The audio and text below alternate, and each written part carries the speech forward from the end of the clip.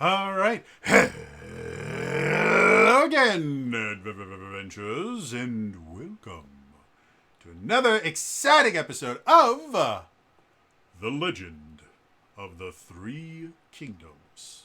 Yes, this is my weird, messed up homebrew D&D campaign set in my weird, messed up homebrew D&D campaign setting, and the people below me all have wonderful taste in their science fiction. Announcements. We've had some big stuff. Just gonna say, I have to comment. Audio's good. Oh, good. I checked it. Yeah. I'll record a really awesome video today, I and I I saw that. deleted it I saw it. I was just like, click. What's this? What the? Like, because there was oh no no, audio. Because buddy. Windows updated and decided that my settings were not good enough, and I didn't catch it until not only recording an hour-long video talking about a convention that went bad, but uploading it, and one of my friends had to tell me hours later. So thank you, Ep. So actually, lots of stuff going on right now. The biggest of which, we got an announcement, I think Monday-ish, so a few days ago. The Critical Role Daggerheart mini campaign has actual dates. May 29th is going to be the first episode. It's called Age of Embra, surprisingly enough. They're going to be playing in there. They have a different term for it, but it's effectively a campaign setting that comes in the core book. And it is the super kind of grim, dark, kind of horror-inspired campaign setting that they're going to be playing in. The other thing that I found interesting, it is the whole kit and caboodle. They have every single cast member is going to be there. Matt's going to be DMing, so unlike the other kind of hiatus games that we've gotten, which have been a few members of the cast and then all of their friends, this is full on just the original Critical Role cast, which I find fascinating and cool. This week, as far as I can tell, nothing is happening on Thursday. But next week, the 22nd, which is 2 days after Daggerheart launches, they will be streaming the character creation session 0 that they had with everyone except Liam and Laura. I have no idea why Liam and Laura weren't there. I'm assuming it had to do with scheduling, because that is the bane of everyone in the tabletop RPG world. But you can see everyone else make their characters. What's like, I really hate the fact that Critical Role is all pre-recorded. I think it's just not as entertaining when it's not live. They do.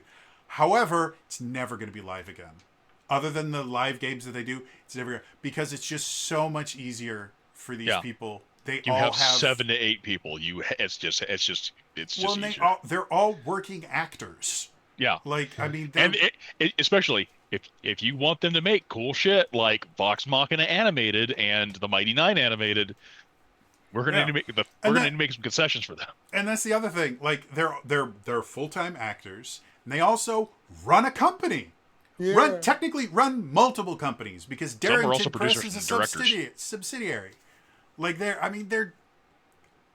a lot of stuff that goes into this. So as much as bad, very, very badly, I want them to go back to playing live. I think the game is better when they play live, and I think they lost something when they stopped playing it. It's never happening. It's just not. It's not worth I it for them.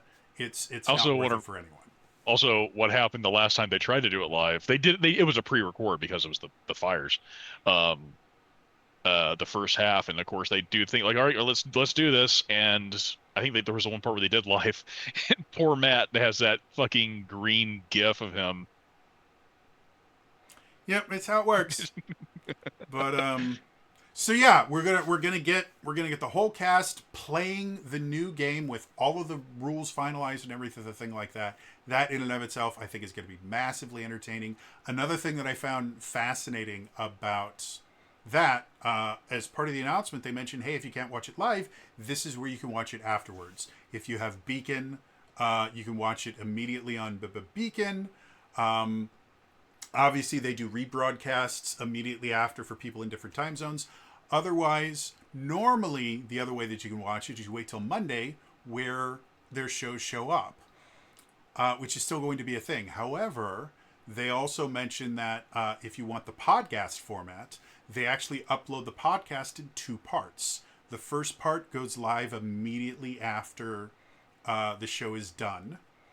And then the second half of the podcast goes live on Tuesdays.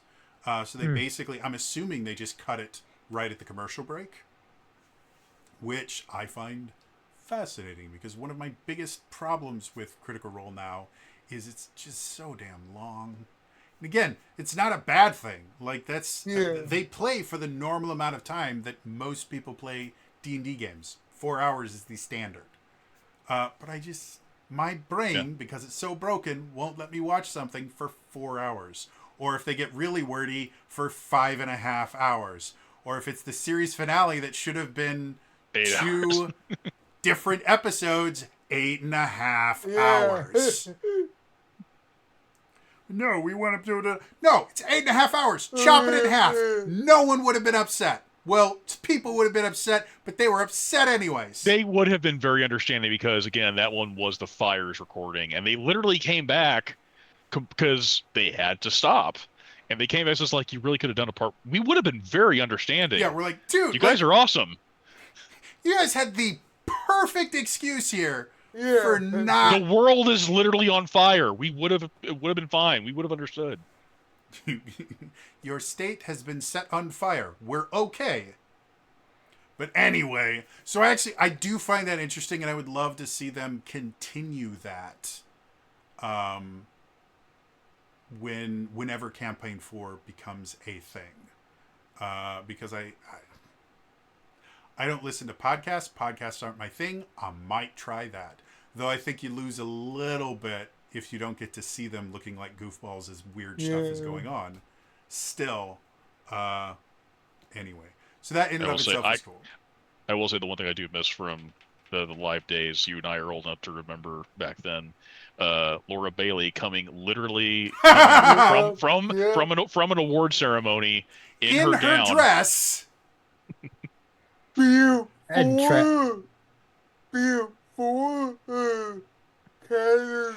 that was my favorite part. Was they see Laura coming in and people are like, "Oh, you didn't win." She goes, "Oh, I don't know."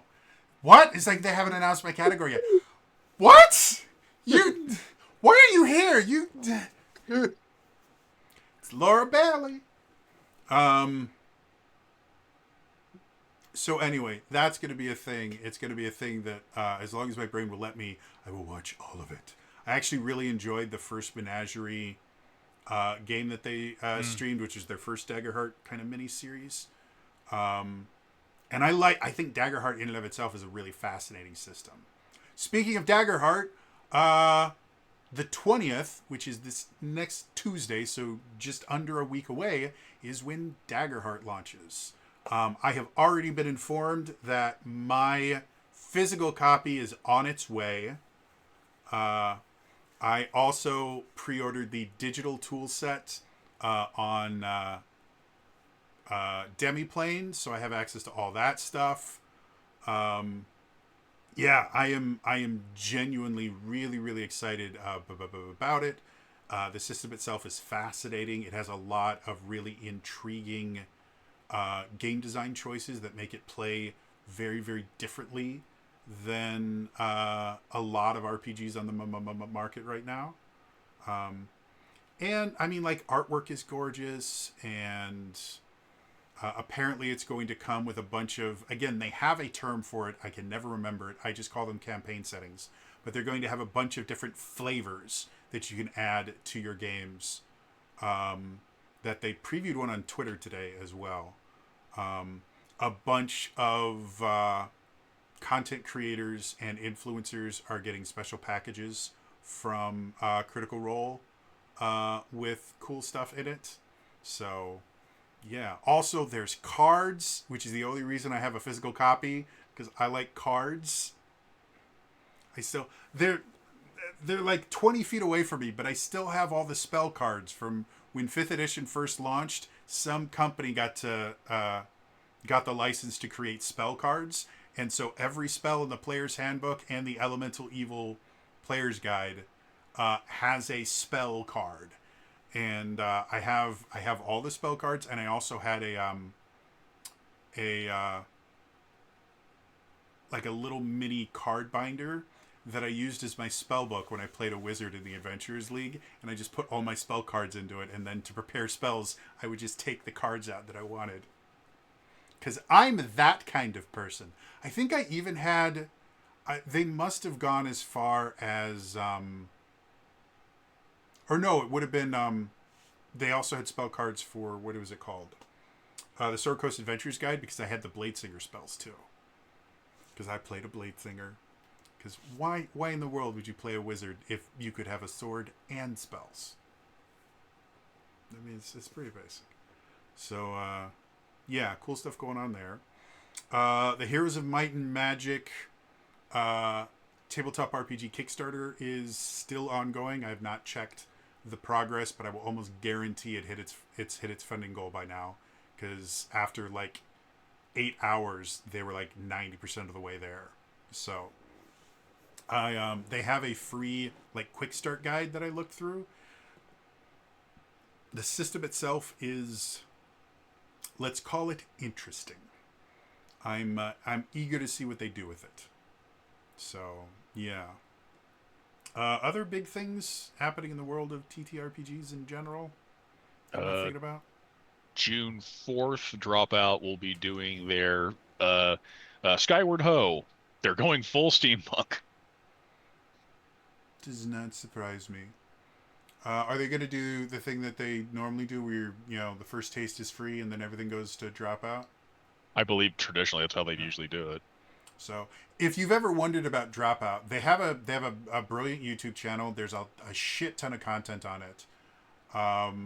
But a lot of the content is designed to go, hey, did you like this? Then you can go to Dropout and get more. It's the best way to find it, like, if you do want to do it that Yeah. way. It's a phenomenally effective marketing tactic, and it allows people to kind of figure out, is this the kind of thing for me? Yeah. I generally prefer that because I've seen, I'm not going to name names, but I've seen there were some, back in the day, there was some streaming paywall, and like, hey, if that's what you want to do, that's great. Make damn sure the content you make is worth a paywall subscription. Because I remember, like, hey, we've lifted it. Here it is. Cool. Holy shit, the selection is garbage. You just sit there and go, people were paying for this? And how do you sleep? Some of these series just died. You didn't even wrap them up. They just died. So, if you would like a refund for your Alpha subscription,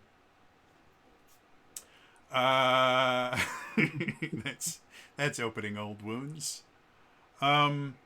So yeah, Dropout's still doing cool, amazing Sissa stuff. If I remember correctly, the price for a Dropout subscription has either increased or will be increasing very soon. I thought it was June. I believe so. Yes, it'll be increasing by $1, which means annually it'll be $69.99. So yes, if you want to wait just so you can go, nice. I mean, that is a completely valid reason to pay more money. However, if you would like to lock in to the cheaper price, at least according to the video that they put out a little while ago, if you get your subscription before the price increase, you are grandfathered into the lower price tier. So if you've been kind of kicking around the idea of, I wonder if I want to get into Dropout, or, there's a couple shows on there that I'm okay with. If you do it right now, you're technically going to save yourself a little bit of money depending on how long you remain a subscriber. And if we base the kind of livelihood of the company on the amount of kind of quality content that they put out, Dropout's going to be around for a while. Yeah. Like they keep doing weird nonsense. They've been investing in their company and their employees. Oh yeah. And I mean, like they get, like, I watch is it Game Changers is the game show that Sam hosts? I've been here the whole time. Yeah, Game Changer. They get, like, the people that they get on Game Changers is kind of a who's who of, like, cool people. Like they get Becca Scott and Erica Ishii and Iffy Nwadawe's been on there, and they have their dropout cast as well. Yeah. Like they have the dropout people there too, but they're just regularly getting awesome people to show up on their show, and that's generally a good sign because awesome people don't do shows of assholes. Like they just don't. So Actually, is also really good with their cast too. yeah, I don't. For whatever reason, like YouTube doesn't show me clips of Actually nearly as much as it shows me clips of Game Changers. And I think YouTube, I don't know why, but I think YouTube thinks that I enjoy watching Brennan Lee Mulligan suffer because half of the clips are just Brennan Lee Mulligan getting picked on by Sam or I know what's going on here. We could wander behind the curtain. I can lay There's this out. I think it's called Deep Blue or Blue Ink or whatever. There's a channel, and they do an animation of like clips from Dropout sometimes. It's not exclusively just only Dropout content, but that's one of their main focuses. Like they do a clip from Dropout, and they will do that. So there's an animated Brennan Lee Mulligan losing his shit. There was one clip that I absolutely adored, whereas basically the game was name these birds. So the first person gets, oh, that's a cardinal. You're right, that's a cardinal. And the second person, oh, is that a swallow? You're right. Or is that a dove? Oh, you're right. And then they show this weird, messed up bird to Brennan. He's like, is that? Sorry, the bird that I was looking for was the lemon-breasted Kubel Gobble or something. Just this strange, like hyper-specific, almost New Guinea spoonbill.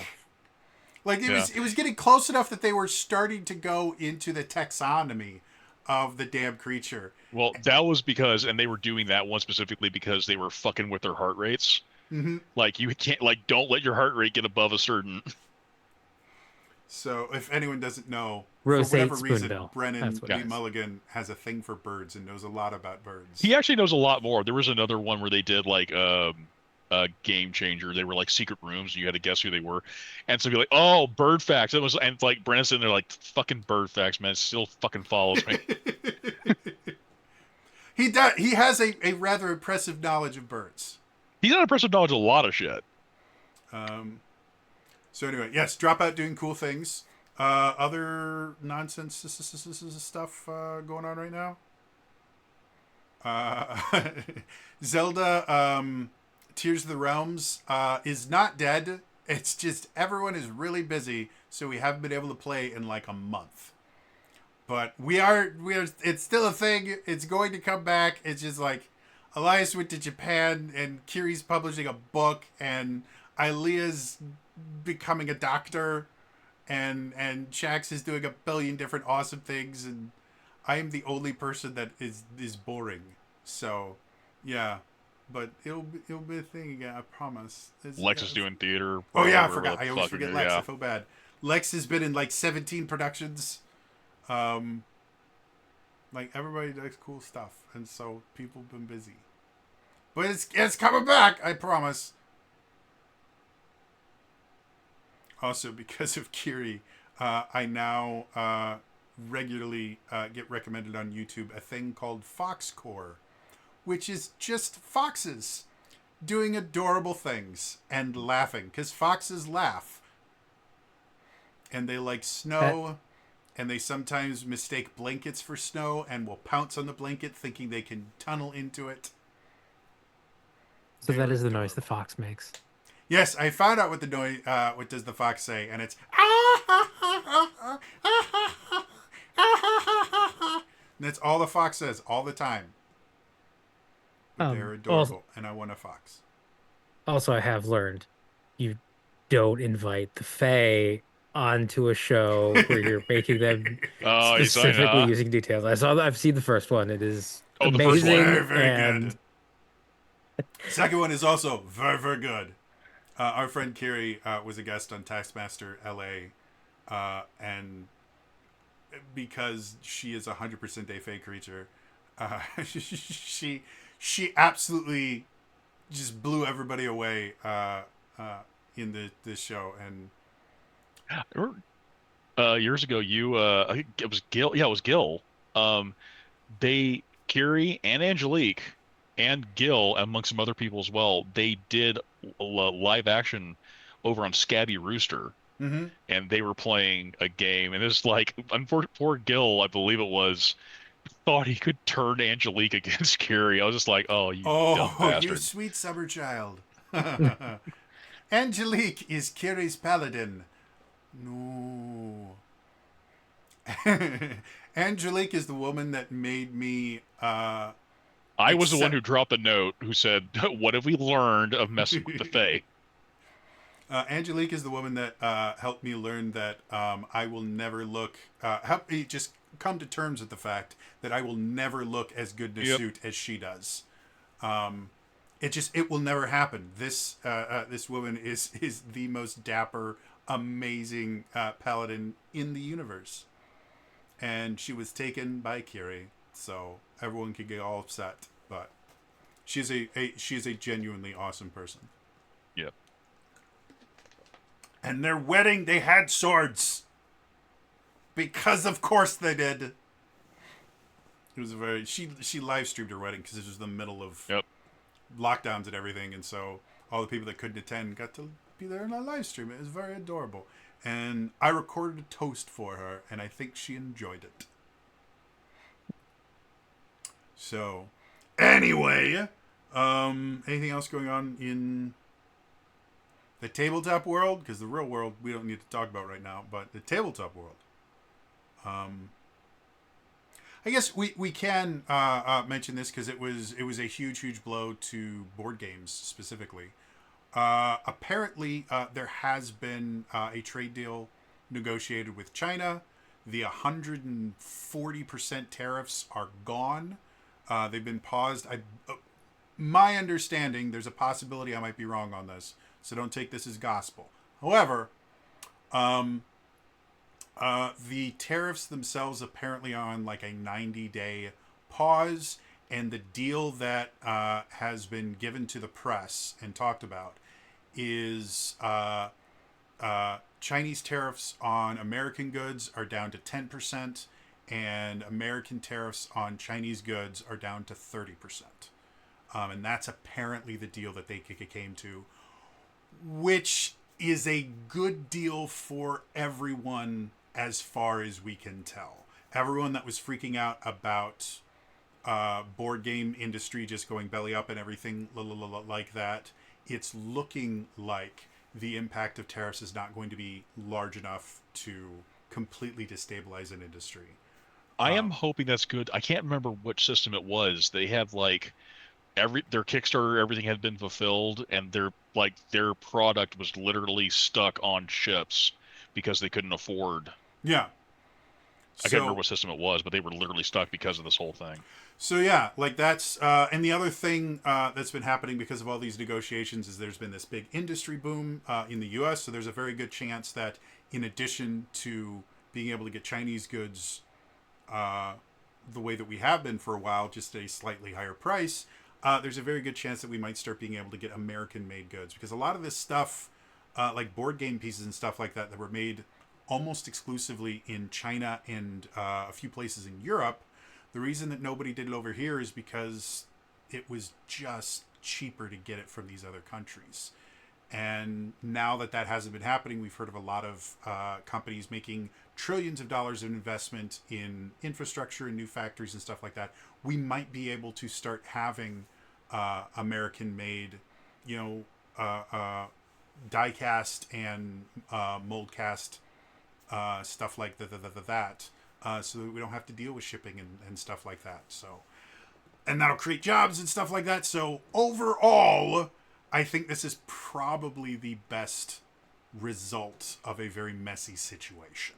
Now, everybody's going to have opinions about it. That's perfectly fine. I'm not here to comment on who is right, who is wrong, anything like that. I'm just saying the practical effect of this is there's a very good chance that the world is not going to end.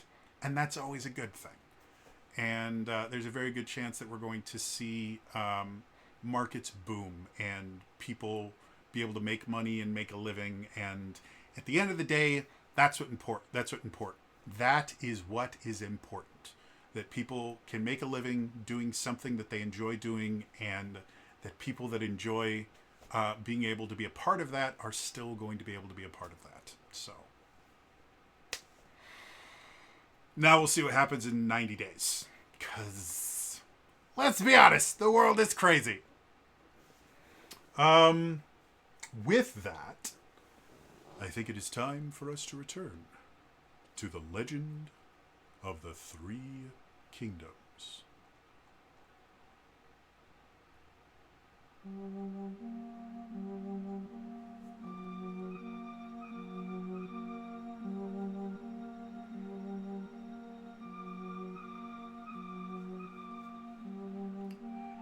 party has entered the realm of dreams. After dealing with a slightly misguided group of people who thought they were blood hunters, the party was able to reach Ebonthorn, but quickly realized something was wrong. The normally bustling city seemed deserted, and something in the air felt wrong.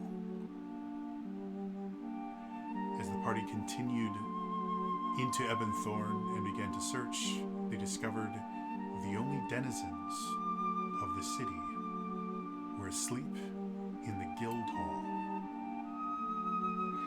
As they were trying to figure out what was going on, one of the sleepers awoken, seemingly outside of their faculties, talked about strange things and being able to see what was real and what wasn't. They very quickly were taken out of Ebonthorn, and after getting what appeared to be the first amount of rest they'd had in a very long time, they were able to inform the party that some creature had trapped the denizens of Ebonthorn in an unending dream world. After doing a little more investigation, they came to the realization that the only way to save these people was to enter the dream world themselves. So after finding and creating themselves some concoctions that would induce lucid dreaming, the party fell asleep and felt themselves being pulled into the world of dreams.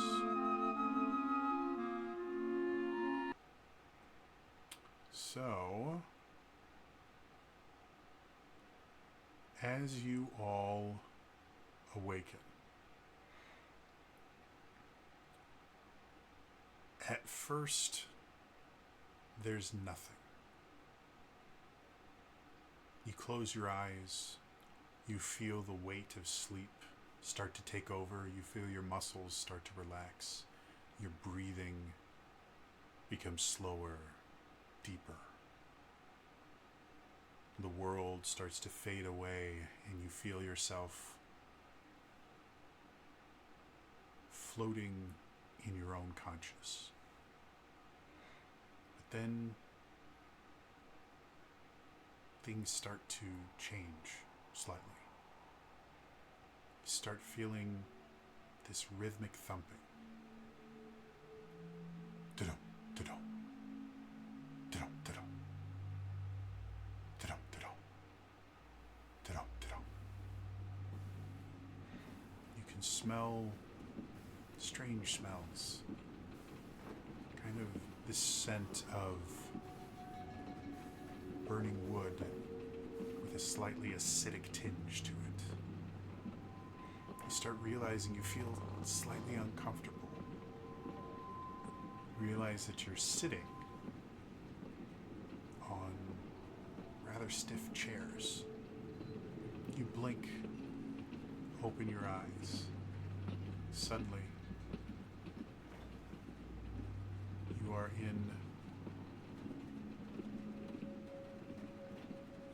this car, by the way.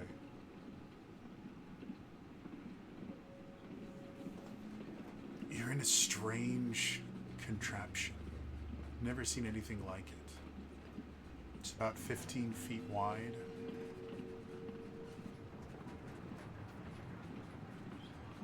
almost 60 feet long. And it seems to have benches on either side of it. In the far corner, you can see a woman. Her back is to you, but you can hear the rhythmic tapping of metal on metal.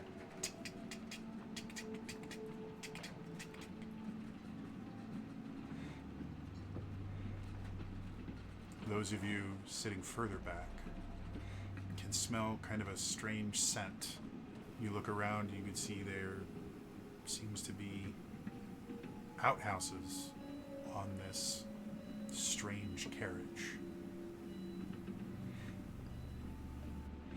As you look outside, you can see a storm raging. You see blasts of lightning every so often light up the sky. But you never hear the thunder. You can see the rain pelting the windows. But you never hear it hit. As you look around, everything seems muted. Even the sound, the tick, tick, tick, tick, sounds like it's being muffled. Like someone had put it under a pillow or something. What would you all like to do?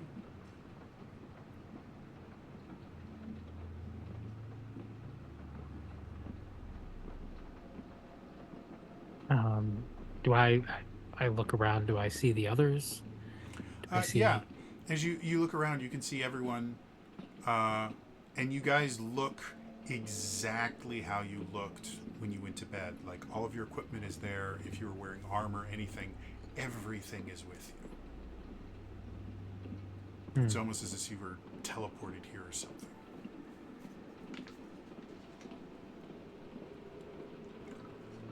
Do we see other people here? Looking in this card specifically, the only other person that you can see is, again, I'll see if I can't get a token.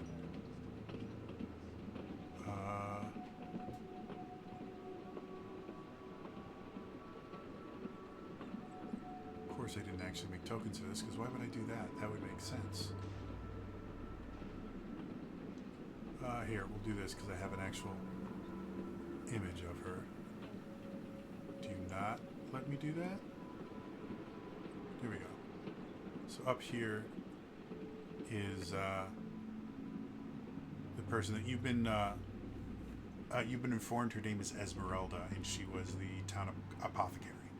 But other than that, you can't see anything. You do see at the very top here, there is a door that seems to go further, and if you get, there is a small window in it, but you're far enough away that you can't actually see through the window, glare from lighting and stuff like that. You guys are in the very, very back. In fact, if you guys want to put your tokens on the map here. Yeah, I was about to ask. Go ahead and do that. And I'll see if I can't do boom, boom, boom. Yeah. So you guys are all down here. Feel free to take one of the 4 seats in the back. And then this is where Esmeralda is.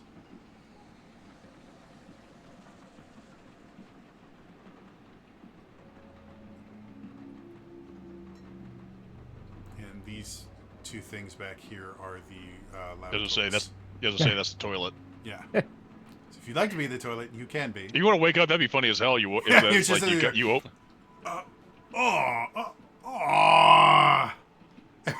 Everyone else is like, wow, this is kind of a cool train.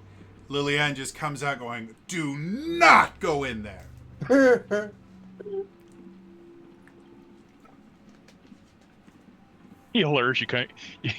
Before you come out, there's a courtesy flush.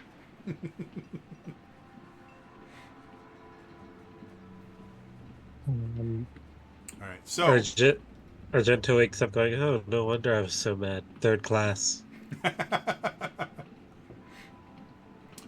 So yeah, what do you guys want to do? Well, this is a stretched carriage. Was there? I can't remember. Was there strange lightning outside, or is it normal lightning? I mean, it looks. You actually have a hard time seeing much outside the windows. Like, you can see the rain coming down, and you can see the flashes of light, But if you try to look out of them, it's almost like they're kind of frosted. So you can't really tell. Like it's the same color as lightning, but it's very blurry the further away from the train you get.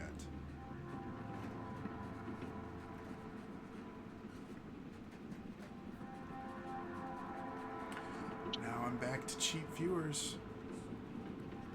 I swear, like, okay, look, y'all, you clearly target us for when this stream starts. It's also very specifically this stream. I don't recall this stuff happening on Traversing the Veil.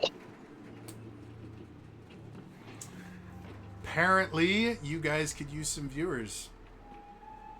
Well, fuck you. Why do you keep pitching me cheap viewers? Hey, you like the cheap shit.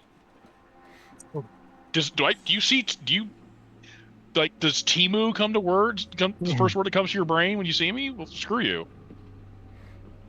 So anyway, back to the game.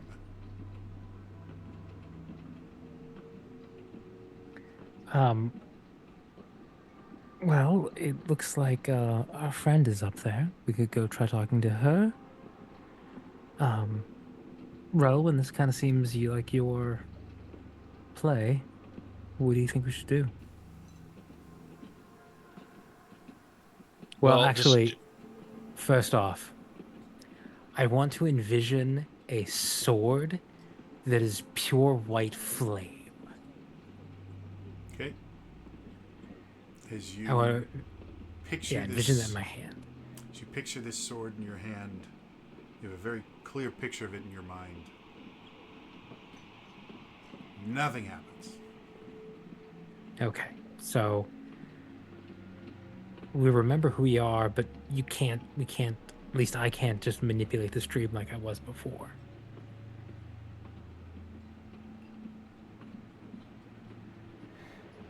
Go ahead and roll me an Arcana check.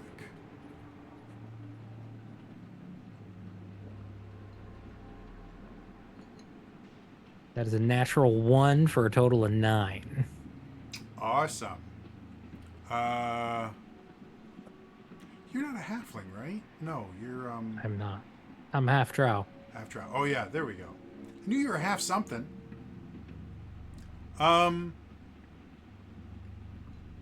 Yeah, sword doesn't appear.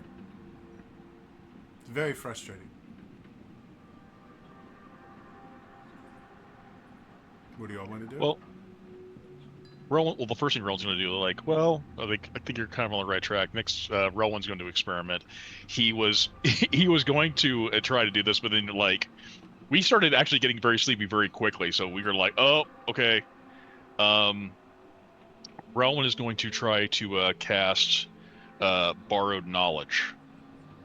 Okay. And what knowledge are you intending to borrow? I am intending to be proficient in Arcana. Cool. How do you envision this spell working? In the past, when Rowan has done, because I actually have done the Arcana one before, but whenever there's something he's not proficient in, he's become more aware. He's actually been utilizing, because there's the cost values of book, and he's been using the book Balthazar gave him in reference. He's been tapping into the knowledge, and I think I feel like, to some extent, it's the knowledge of the spirits that can aid him. Okay. So, you guys watch as... The knowledge of those before him. You guys watch as Relwyn, as all of you guys are there, and you guys see Vala kind of fixate on her hand for a little bit, and then kind of get frustrated that her hand isn't doing something that she hasn't explained to any of you. She just looks at her hand and gets frustrated. Yeah. Buy Carrie's book, Hearthwitch's Guide to Murder and Mystery. Magic and Murder. Magic and Murder, something like that. It involves Hearthwitches. Already pre-ordered. So, thank you. As Relwyn kind of focuses on the holy text that he has, he starts to kind of leaf through it. And as he does, he starts kind of turning the page faster. You watch as the book itself starts to glow, and you see this kind of unearthly, deep indigo spirit kind of float up from it. And he closes the book, and the spirit just kind of rushes into him. You watch as it kind of dances over his skin, and suddenly it goes to his mind, and his eyes glow for a brief bit. And suddenly he turns to you, goes, I know Kung Fu. I mean, Arcana. And then a weird bald dude with sunglasses that he clips to his nose goes, show me. No. And it's and it's really cool sending stone that clips, like you click it, it goes. Vala will just go, so now you understand. Level 8 spells are just a myth. Yes, but level 9 aren't. Shut up.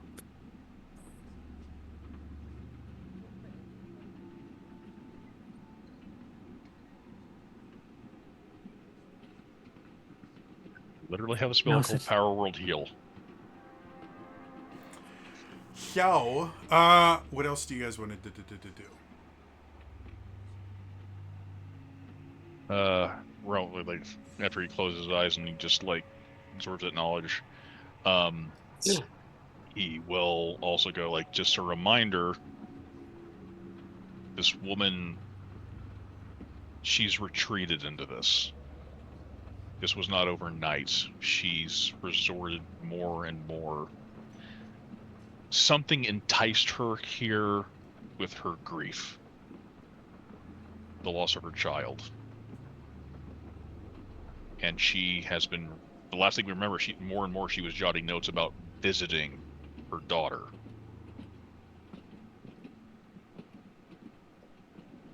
Any attempts that we do to wake her up, if we use the truth, we will be bringing her back to a lot of grief. So we need to find a way to give her closure then.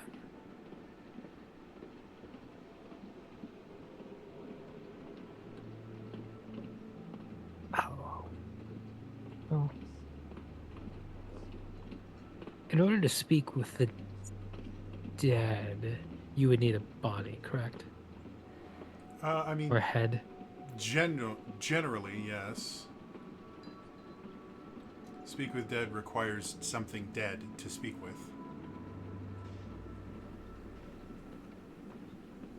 Question. You said that we have everything that on us that we had when we went to sleep, yes? As far as you can tell, yeah. Do I have my food? Because I do make more than what any extra I usually will have. Yeah, I mean, if and there's the streets, of course, as well. If you go into your pack and just kind of feel around, you do find your food. Again, everything here feels just that tiny bit off.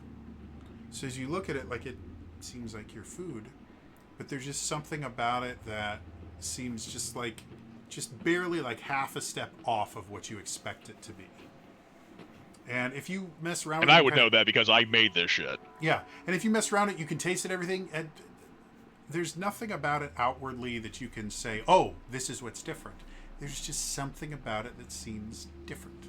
You're not sure what it means. But as far as you can tell, your food is here. It theoretically, as far as you can tell, should work in the same way that you expect it to. Now, I know these people have been cared for-ish before they were essentially abandoned. Are they they basically have been, I would imagine, they were sallow for the most part? They look rough. Most of them have like really chapped lips. They definitely look dehydrated. They had blood. Yeah, they would have blood coming out of eyes, ears, and nose.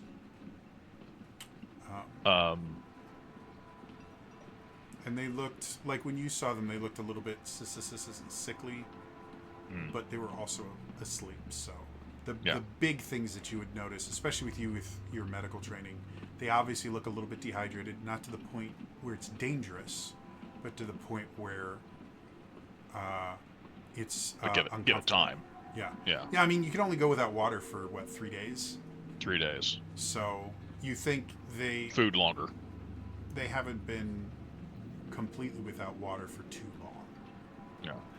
I would imagine does she look more In here, she looks great. healthy? Yeah, she looks great. Okay. Again, all you can see is the back of her head right now. Oh, sure. Yeah. But she is moving a little bit. You don't see, like, you've seen people that are dehydrated. You've seen people that are sick. Like, they don't move the same as people that are able-bodied. You can see them favoring different places that don't hurt as much. She seems fine from the back. Well, I guess introductions are in order.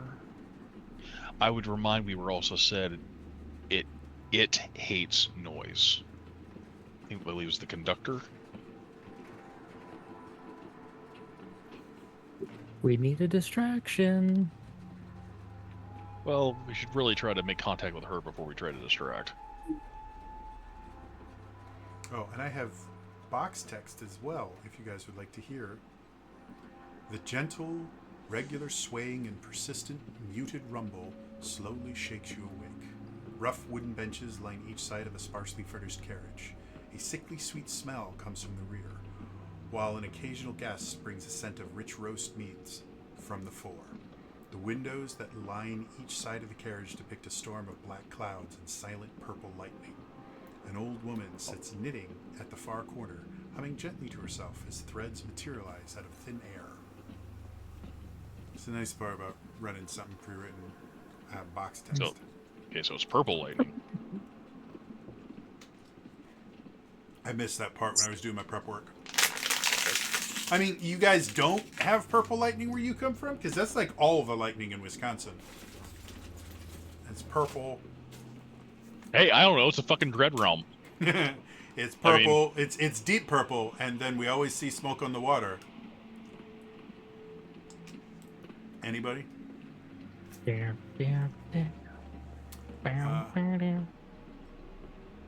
Well, smoke on the water. So, shall we? We shall. All right. So you can go ahead and move your tokens up. As you walk forward, you notice that your footsteps sound muddled. Like this carriage it's got a wooden floor. It's not a great wooden floor, so you would expect to hear the sound of like your boots clomping on wood, and you do, but it sounds very far off. Do I hear creaking or do I feel creaking? You feel creaking. You don't really hear it. I think we're all kind of like for like a hot second, just like. If you try hard enough, you'll eventually hear a very, very, again, muted creak. But any like really, really quiet sounds, you don't really hear. And anything loud enough for you to hear feels like someone has muffled or muted it in some way, shape, or form.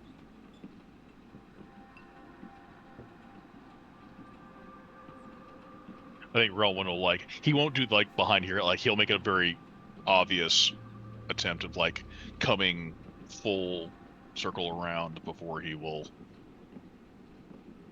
then approach her. Okay.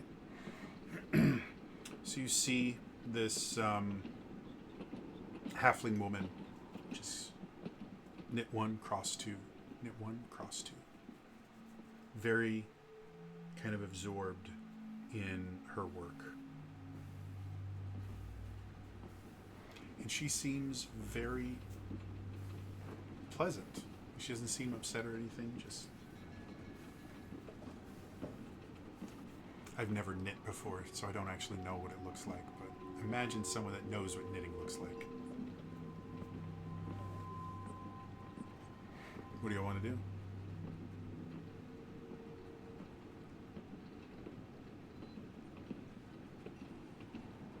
I guess the first thing of he'll have his he's ready to present the food, but he's I think he's just generally I think he's noticing what is it she's knitting. Is it just like a shawl, a blanket? Is it just a scarf? As you look more closely, it looks like a sweater. It's a very small sweater, but sweater nonetheless. And it looks very nice. Like, as far as knit sweaters go, it's a pretty nice one. It's very, the colors themselves are kind of shades of purple and blue. But it's, it's homemade. And she seems to know what she's doing, so nice. Yeah, I guess he'll lean down, he's like, that's very lovely work. And as you say that, you watch as you, oh, you gave me such a fright. I'm... And she reaches up and just kind of cups your cheek for a moment. Oh. I apologize. I thought you knew I was there. Oh, you've gone and ruined the surprise now, haven't you? Well... And she goes up, she kind of squeezes your cheek again. It's just so nice to see you again. Come on, try it on. And she goes and kind of ties off the thing, and she gives you the sweater, which you might be able to fit over, like, your bicep. But as far as fitting into this child-sized sweater, you're thinking it'll be a bit rough. Try it on. Come on now. Made it just for you, personal for you and everything. Well, this is very lovely. It definitely feels wonderful. I think it might be I think I might be a little too big for it. Oh, you're always talking about how much you're growing so much. I know ya. Come on, give it a try. Like Rowan will literally put a hand in his sleeve and be like, Oh, quit messing around, darling. Put it on. I've got to see how it looks. I can make some adjustments if it's not perfect. But I know your sizes. I think you might have mistaken for someone else. My name's Rowan. Oh, we're playing games now, are we? Okay. Well, if you're Welwyn, then I'm Major Spectacles. All right, and as Major Spectacles, I'm going to say that you must try on your jumper, or I'll have to take you and put you in the lockup for disobeying direct order. Well, Major Spectacles, would you allow me to give you a gift? Oh, you don't have to do that, love. Just your presence here is gift enough for me. Oh, no. You gave me something. Here, I feel I should reciprocate. And he'll give her something. He'll, biscuits. I feel like that's something he could have easily made and would have had with him.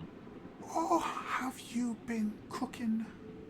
Now, I've told you you're not supposed to be messing with the stove when someone isn't there, but she goes and she kind of sniffs it. Oh, these do smell lovely. You've been practicing, haven't you? Oh, it's so lovely.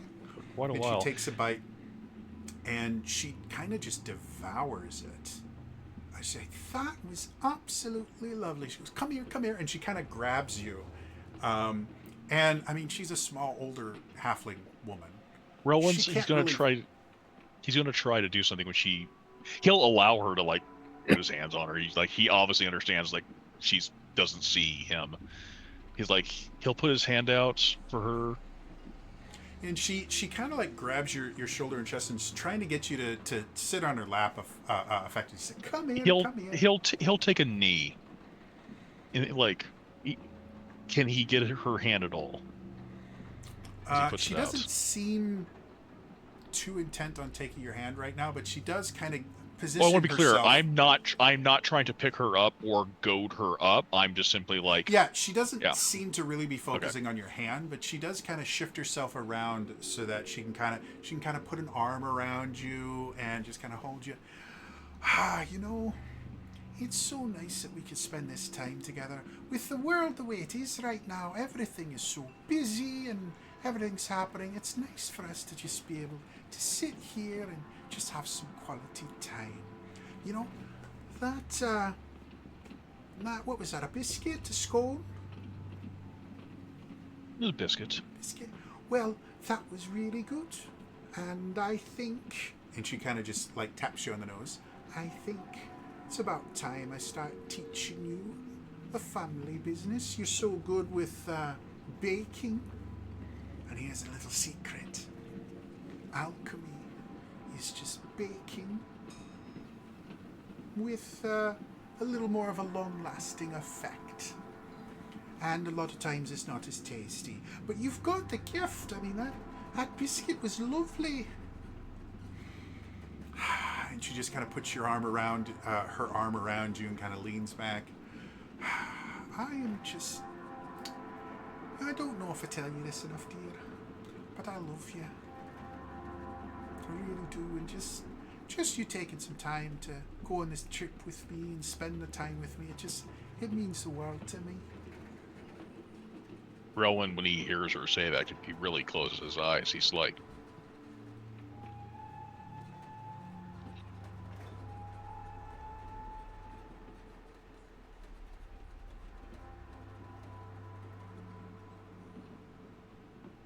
I haven't heard someone say that in a very long time. Oh, and she kind of sees you well enough. She's, oh, dearie. And she pulls out a handkerchief from her sleeve. She's, oh, dearie, dry your eyes. Oh, come here. And she kind of brings you in and just kind of hold you against her chest. When she dabs his eyes, he is going to, not forcefully, he's going to put his hand on hers. And she doesn't think anything of it, but she does kind of very quickly move from just kind of dabbing to just kind of holding you against her. She's like, oh, that's all right, dearie. Would you mind me showing you something? Of course. What would you like to know? What would you like to show me? He takes her hand, guides it up, and places it on his horns. Dearie, what do you feel? What's happened to you?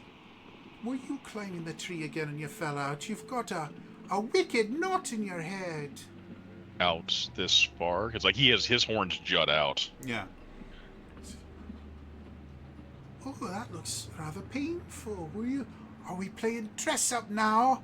Oh, well, let's see what I've got. Well, we've got that, and then she goes, you can see there's this kind of bag next to her, and she's kind of reaching through. It's like, oh, I've got me old glasses. Tell you what we could do. You can wear these old glasses, and you can keep those antlers on your head there, and I already have a pair of glasses, thank you. Where did you get your own glasses? Have you been talking to those men that come in, the adventurers? You know, you've got to be very careful about them. Most of them are very nice men, but a lot of them don't come back, and I don't want you getting too attached to anyone that might not be coming back. You don't have to worry about me, though. I'm always going to be here for you. Well, I did bring some friends with me. Oh, did ya? He's just gonna motion. And she looks over, and you see this grin just split her face. Oh, are you little Sapphire's friends? Oh, this is lovely. Sapphire, she never brings her friends over. Thinks I'll embarrass her or something. Oh, but it's lovely to meet ya. How did you all meet me, lovely Sapphire? We're traveling friends of hers. Traveling friends? Oh, are you hunters? Did you come to town to hunt? Because my Sapphire, she's far too young to be hunting anything. So we don't want her get messed up or anything like that. She's got to become a apothecary just like me, aren't you, love? Yeah, she's got the gift for it, I'll tell ya. So, where are you traveling to? Well, I needed to go get some more supplies and things, and so, the trade was already going there. And, Going where? Well, to go get me supplies. And where are you getting those supplies from? Well, the train was already going there, so I figured that I just hop along. Everyone here has their own reason for being here, but I figured, as long as it's already there and the price wasn't too bad, so. And how long until we get there? Oh, it should be relatively soon. We've been on here for quite a while, so can't be more than maybe a few hours. I see. And how long have you been on the train? For a little while now.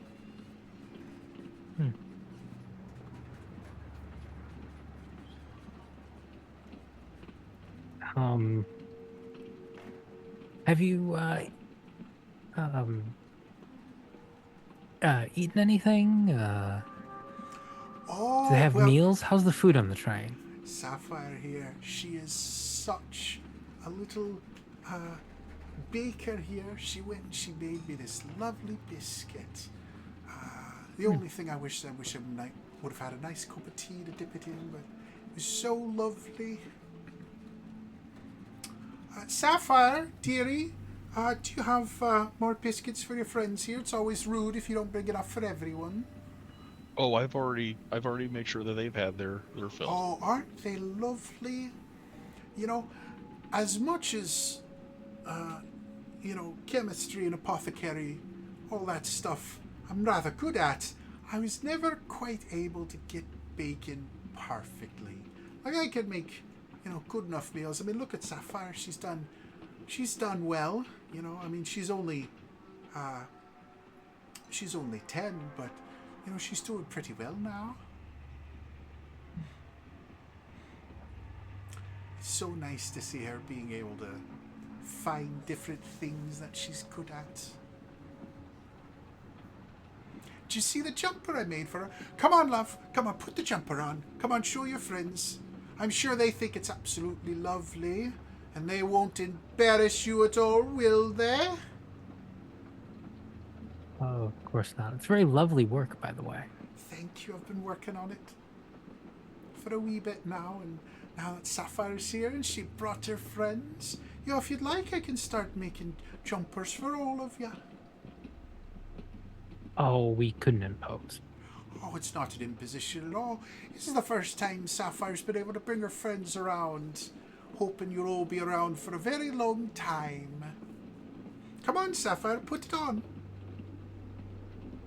Sapphire, come on now. And she's just kind of looking at you, Rowan. Show you that I'm not trying to be difficult. Why don't you try to put it on me?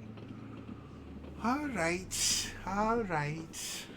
And she goes and she starts like, she's like, all right, arms up like you're stretching up to the sky. He's taking a knee because she is a halfling, so I assume like.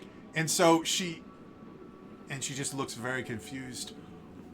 Your arms are very tall, aren't they? All right, maybe bring them back down here. Okay, here we go. And she starts kind of feeding your arms soon. You're able to get like all the way up to maybe like your forearms, and it's just, oh, that's strange. I took your measurements. Couldn't have been more than a week ago. And she keeps like trying. This Sapphire, have you been through a growth spurt recently? And she kind of sits back down. But I need it. I mean, I know it should fit.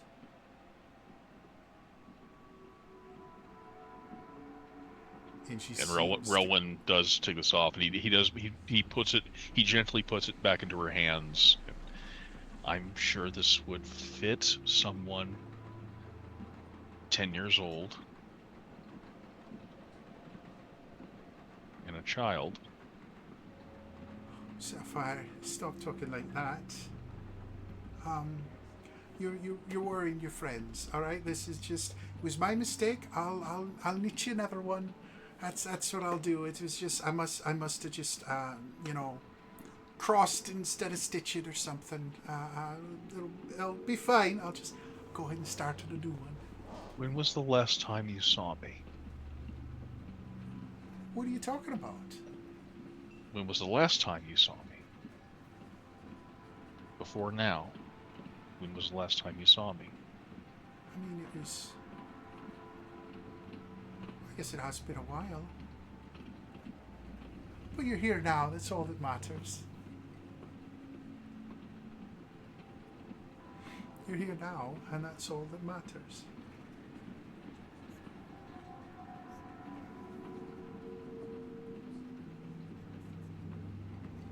She goes back to knitting. Just take me a moment, I promise. Can you tell me about the mushrooms? Mushrooms? Well, The there's lots of mushrooms mushrooms. you used. Well, there's lots of mushrooms. They've got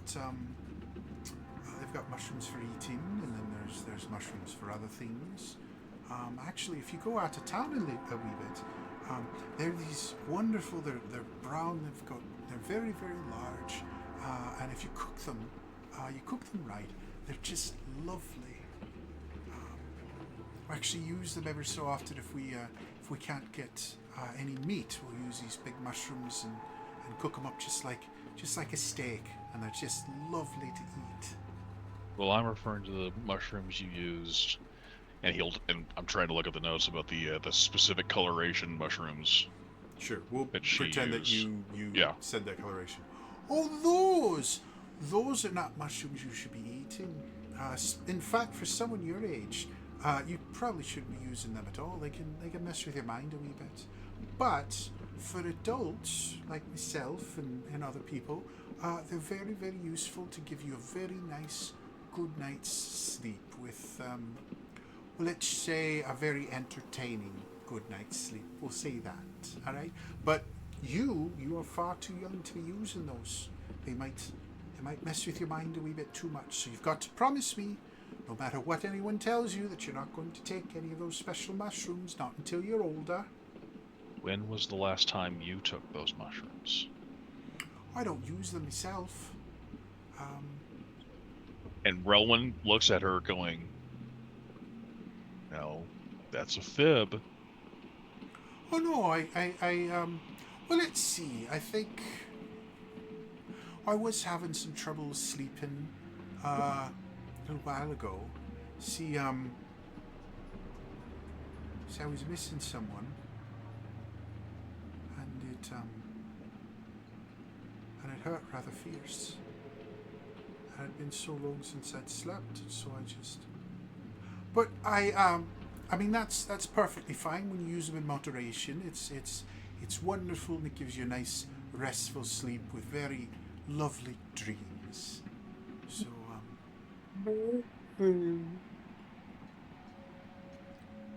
sorry, I didn't catch that, Lillian. Did you say you were missing somebody? Who was you missing? And again, her face kind of falls a little bit.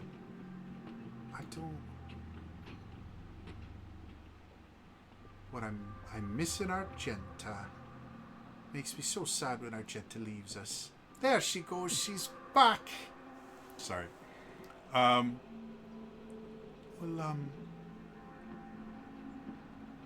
it was Sapphire. I hadn't seen her in a wee bit, and I was just missing her so much. She turns back to Relwyn. It's because I love you so much. Any time spent without you just makes me so sad. But now that you're here, I don't have to be sad anymore.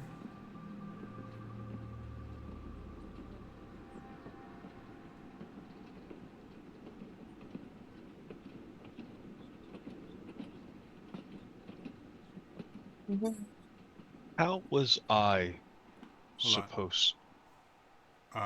Lillian, your mic didn't pick up for about half of what you said. So I want to have it. I know you go Sapphire, you better. What was it, a week ago? Oh,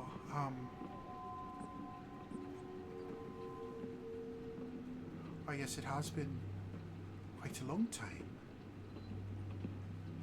I guess I haven't seen Sapphire in almost 15 years. But you're back now, and that's all that matters. Haven't seen me in 15 years. Yeah, but you're back now. That's why I made you this lovely jumper. But I'm 10.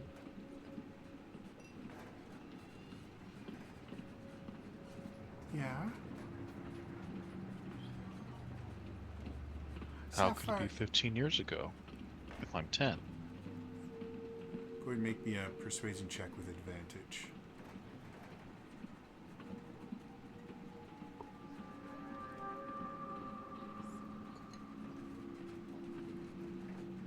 Nine. Or 18. 18 plus 8, 26. Okay. So she kind of looks at you.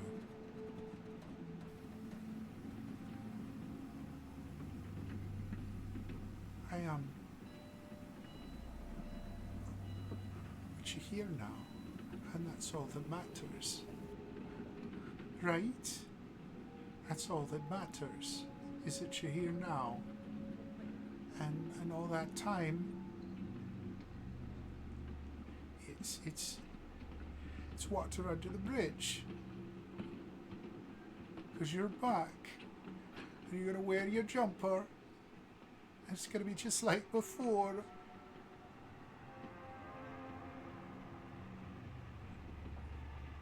And you see her kind of blink, look around, and then she looks at you. Who are you? Where's my Sapphire? What have you done with her? We haven't done anything with Sapphire. But she was right here, and I gave her jumper. You did such a lovely job with that. My name's Relwyn. And we recently were in. Sorry, I'm blanking on the city. It's not Mizzenport. It's the. What's the name of the city? Of course, I know the name. Ebenthorn. Ebenthorn. We recently came to Ebenthorn. And then you see her kind of look around. Where are we? Apparently, we're on a train.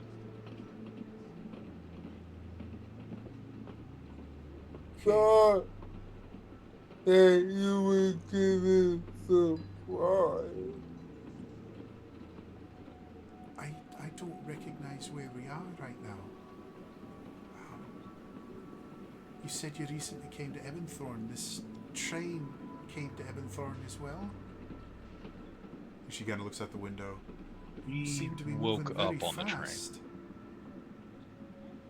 None of this is making sense. Do you remember getting on this train? You see her kind of sit back. No, I don't. I feel very strange. Remember, you live here, but I remember.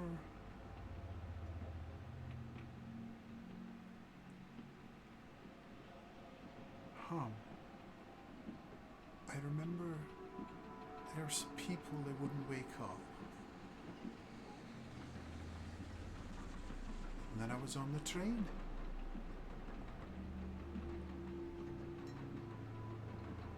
It's very strange, isn't it? And I've never seen something like this in my life, yet I know it's a train. I know we're in the lower class carriage. Through that door is a dining carriage. It's very strange. No? Have you ever been on a train before? Never. I can't How tell you. how do you know what this is? Can't tell you. The life of me, I haven't the foggiest idea. Where's everyone else? Is That's the a whole great town on this question. train? No, most of the town left.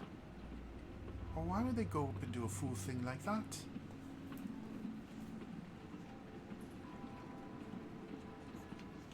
So are we not in Ebenthorn? That's complicated. Someone's better start making some kind of a sense soon here, or... Do you remember what happened in your shop? I don't... I remember the mayor. Oh, we lost her again. I'm Vala now. Hope you don't mind. I remember the mayor coming to me. He asked for a way to wake someone up. I tried a few concoctions and nothing seemed to work. And then you see her wince in pain a little bit. And for the briefest moment, you guys can see just the slightest shadow of red underneath her nose. But then you look again, there's nothing. Sorry, and this person that fell asleep, who do you remember who they were? It's a fantastic question. Give me just a few moments.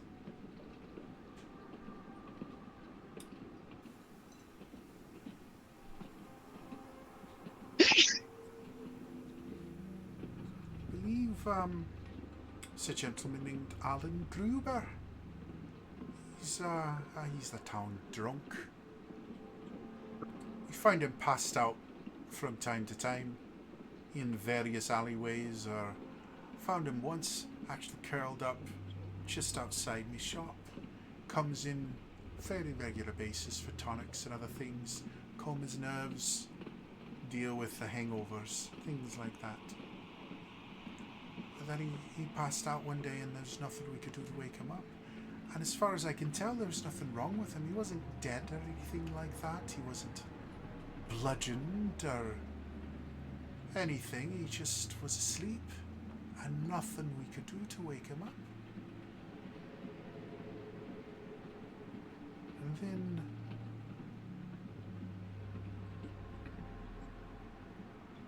there was a group of hunters that came in. 3 of them. And we just found them passed out at the tables in the guild hall one morning. We just came in and they were passed out and nothing we could do to wake them up. And then the tax collectors came and they were out and then I was here.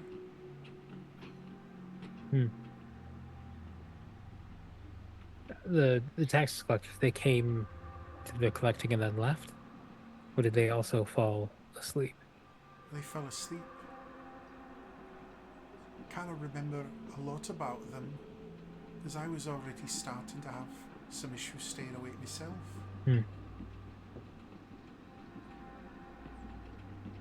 Have you met the conductor?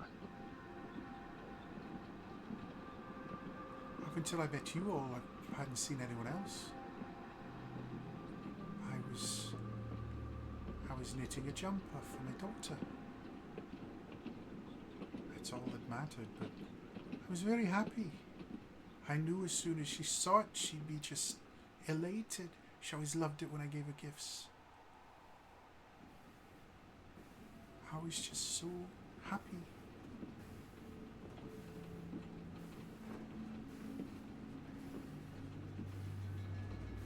She looks around again, she's like, this isn't real, is it?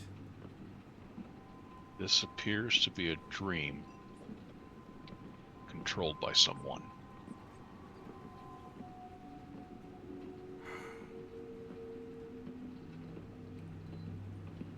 You know, it's been so hard these years not knowing what happened. I mean, it leaves a hole in you, something that never heals. But having someone make me believe that she's back, and then finding out it wasn't real, and I think that's probably the most awful thing anyone could do to a person. Whoever's doing this, They're an evil, evil person. Yes. I think for whatever reason they wanted you here. We read your notes. You've taken this concoction, the mushrooms, before. Aye, it's a sleep remedy. It's very effective. And normally, the purpose behind it is you take it and it allows you to dream, but dream in a way where you know that you're dreaming, so that you can make sure the dreams are pleasant for you. I've even given it to the mayor before. You know,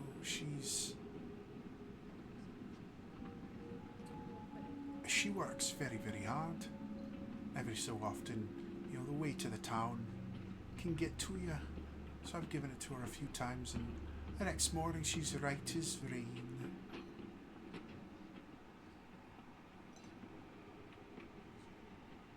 I think whoever this is has been taking advantage. They saw the opportunity. Well, whoever it is,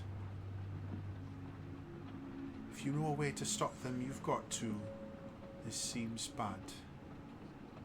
She kind of looks around again, and she reaches up, and you see this time she kind of touches her nose, and there is blood on it. She's like, that seems less than nice. Okay. So, do you remember, so you remember a few people you couldn't wake up? Yes. There's been more people that can't wake up. You see her kind of looking at you. She goes, you know what?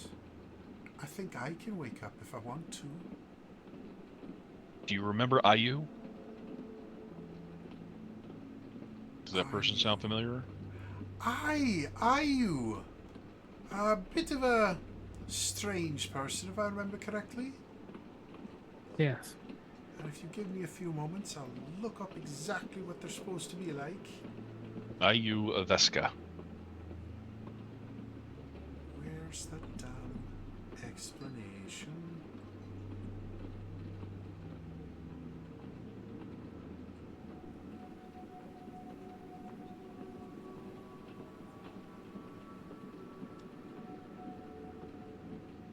Sorry, I'm having just a wee bit of trouble finding the damn thing that explains everything, 'cause it's been a few weeks since I've done this. I believe if you're trying to control F them, it's AYU. Yeah, I found it. There we go. Yeah, okay. He was, he did odd jobs around town, things like that. It's kind of an annoying person, to be perfectly honest. Is he here too? He was able to wake up. It took a That's lot. strange. And his experience was less than pleasant. Aye. Whoever's doing this is putting people through different things. Feeding off of what they can get off most out of them. Ayu was terrified. Points to Argenta. She actually was here very briefly, fed off of her anger. She kind of looks at Argenta. You're certainly a strapping young woman. I'd hate to see you when you're angry. You wouldn't like her when she's angry. What Ah. is- Yes, it just kept making me upset. That's strange. I think whoever it was, I'm sorry, was feeding off of your loss and misery. That's the thing. I wasn't sad here. I was elated. Well, they I took. was I'm the sorry. They happiest I'd they ever took been. advantage. They took advantage of you, so they actually fed off. I should say they actually fed off the opposite way. They were feeding off of your happiness that you were. I've got a bad feeling about this. The people who are asleep, who have been asleep the longest, have been bleeding from their eyes, their nose, and their mouths. The town that did remain awake got out, presumably so, and they headed to Ebenthorn. That's where we're Or all. the Mizenford, sorry, they headed to Mizenford. So they just abandoned everyone here. Well, how long have they They- been gone? They had no choice. People were falling asleep. All right, well. The I've not guild s- hall, a section of the dormitory, has been filled with quite a few people. All right, well, if they've been gone and these people have all been unconscious for this long, bad things are about to start happening. I've got If you can wake up, stimulants. I've got stimulants in my. I gave, and he pointed to Argenta, I tried that. It didn't work. Well, People have to want to wake up. I want to wake up, and I- someone needs to take care of these people while you're here. Are you near them? Relwyn was like, because we took one that Yeah. was like away from them, like So you because kind we of wanted. just describe where you're at to her. We're the Alright. dormitory over here because the room was filled up and we didn't want to risk being clumped up as well as being too close to others. Okay, well, I believe I can wake up, and It's been a while. I don't think it's been too long. well, if it's too much longer, then people are going to start dying. Take We a need moment. someone out You there haven't- to help. People haven't been cared for at least 2 days. All right. 2, 3-ish, pushing it. Well, then that's what I'm going to do. However, if you see me show back up in here, you come in here, you slap me, and get me back out there, so that people can stay alive. Because whatever this thing is, I'm not going to allow it to take Midtown from me. I like If the you attitude. can, and if it helps, do you know where across the bridge? Over, of course, it's just outside of the city. There is an encampment just outside the city. The range of this sleeping aura infection, whatever this is, so far has not crossed the bridge.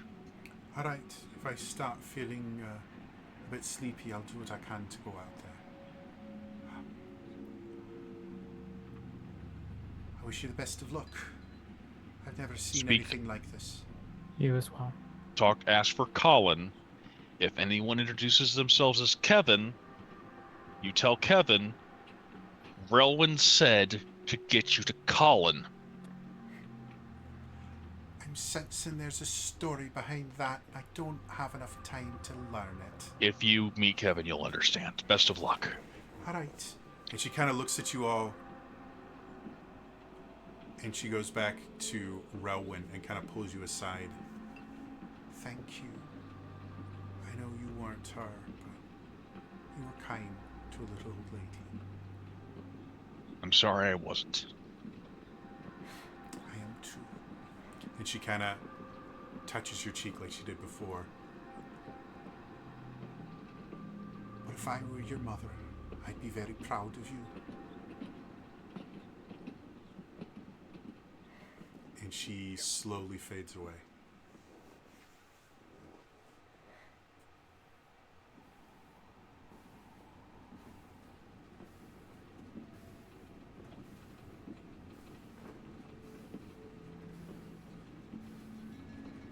You are now all alone in the lower class carriage.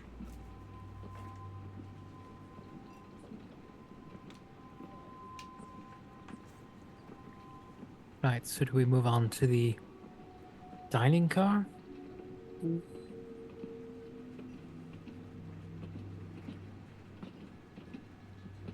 When she left, did everything go with her? Everything she was holding on to left with her, and the bag that she had there, effectively everything connected to her just vanished with her. Okay, so now it's just a vacant seat. There's no trace that she was ever there. Mm-hmm.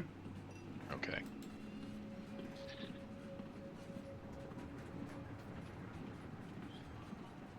Rowan kind of brushes his cheek a little bit. Just locks his jaw.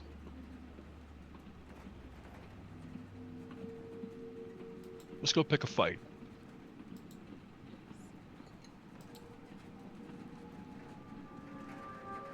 Okay. Alright. Rowan grabs the. Is it a door handle, like a typical, just a flat door handle slide, yeah, like a hidden, or is it like a door? Hidden door kind of thing, where it's like shunk. Okay, Or pocket so door. Rowan, There we go, pocket door. Rowan kind of chuckles and like, there was a time I tried to avoid monsters. Okay. As you open up, you can see there's some sort of kind of connecting bridge between the two carriages that still kind of cuts you off from everything outside. So as you open it up, you can see there's a very kind of thin walkway and then another sliding door. So on the walkway, are we exposed to the elements, or is it like a subway kind of tunnel connector? Yeah, effectively that. One of those little accordion weird things. Okay.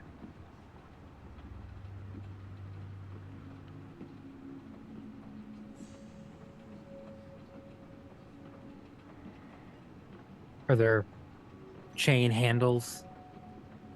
Like rails? Kind of. I would say OSHA would probably designate this as a no-go. There's basically on each side there's little railings, but at the very center where like the coupling would be, there's nothing. Paula has an iron grip on that as she tries to make the transition between the two. And it's not very difficult. Awkward. So it's kind of like a walkway, but it's like a chopped off section, obviously, because the train would. Okay.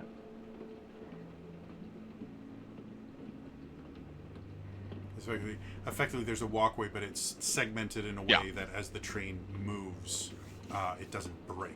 Or turns and changes and stuff like that. It doesn't break. So, do you guys all enter into the next carriage then? Yep. Okay. Yeah. The rich smells of malty beer and roasted meat pervade this warmly lit carriage. A long bar runs along the east side, a scowling half-elf standing to attention behind the counter. Despite obviously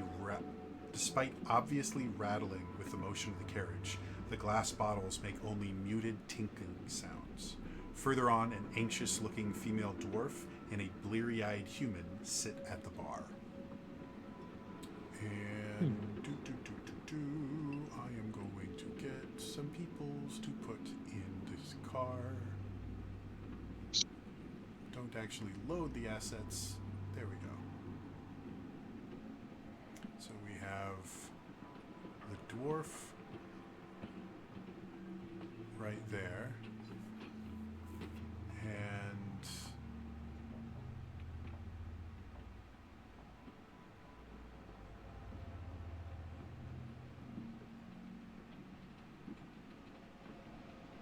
hold, please. Come on.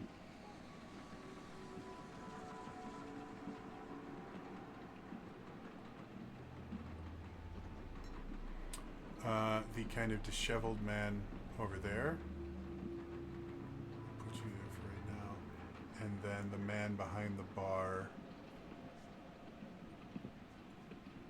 is that one right there. Is it they were scowling? Yes. So, a scowling half-elf standing to attention behind the counter.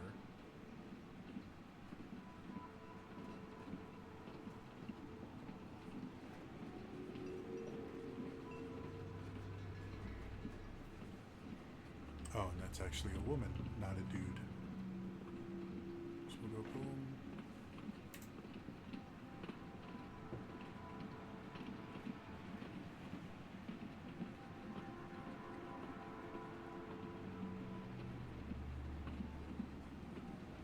And what did the dwarf look like?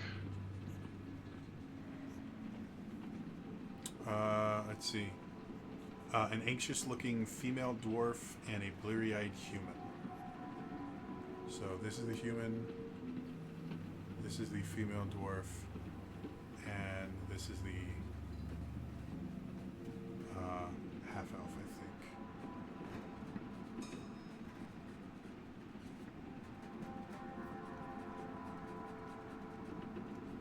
Okay.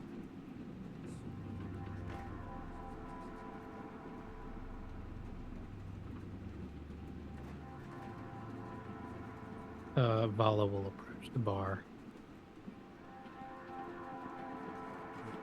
Give me just a second here.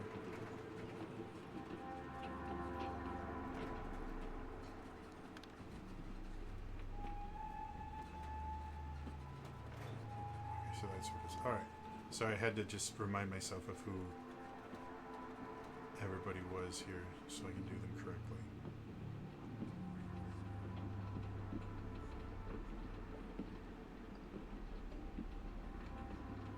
All right, so who's going where? Vala's kind of heading over to this chair. It's kind of sticking out. Okay.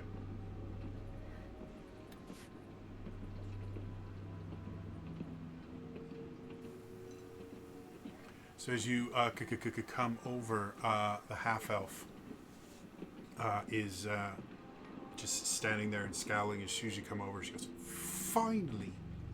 It's taken you half an hour." Yes. Sorry, we were delayed. Listen, I don't care what excuses you're going to give to me. There are people here that have been waiting for their food. At least the meat smells roasted. But you've been complaining all day, and what have I been able to give them? Nothing. Just say, "Oh, it's going to come soon," and you just take your time while I've got paying customers that haven't gotten their food yet. God, I have never been this upset about anything. Like, this is completely unacceptable. How do you even have a job anymore? You know, I'm not entirely sure. Well, bring them their food then. Oh, right. And where's that again? Oh, for the love of the gods! You don't even know where the food is. Just follow the smell. I'll deal with them. And she kind of wanders off. Sorry, I was busy spicing.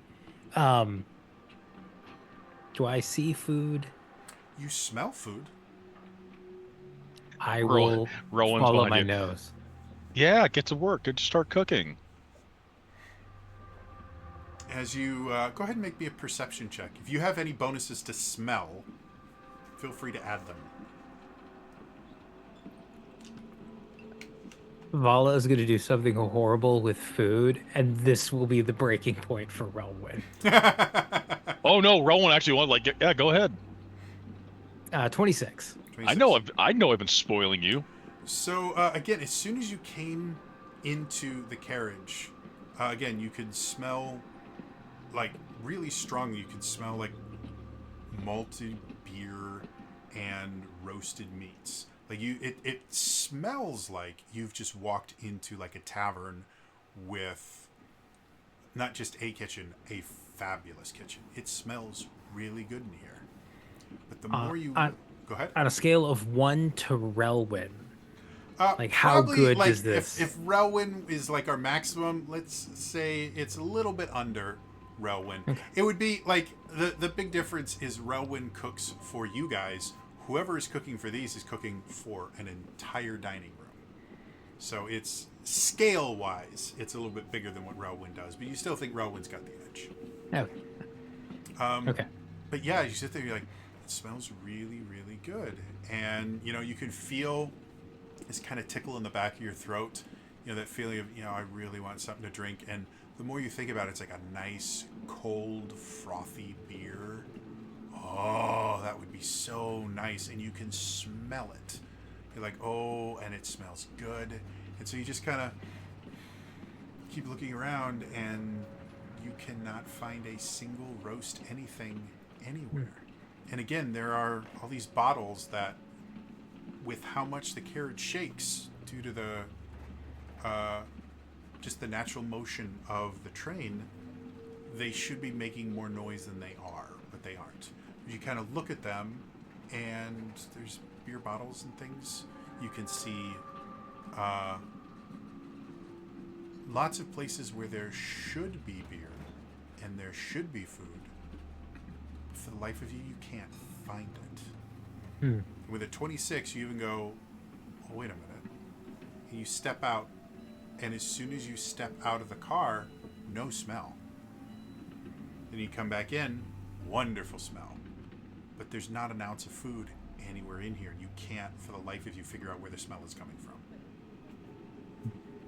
from. I will try to grab one of the bottles Sure. off the bar. As you do, the bartender comes up. What are you doing? You're not here to drink. You're here to get them their food. And she kind of slaps your hand down. It's for paying customers.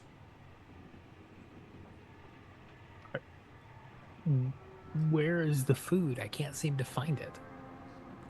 What are you talking about? You've just brought it with you, haven't you? I can smell it throughout the entire car. Paul will make a show of patting herself down. I don't have any. Well, then go get some. But from where? Would make me a persuasion check with advantage.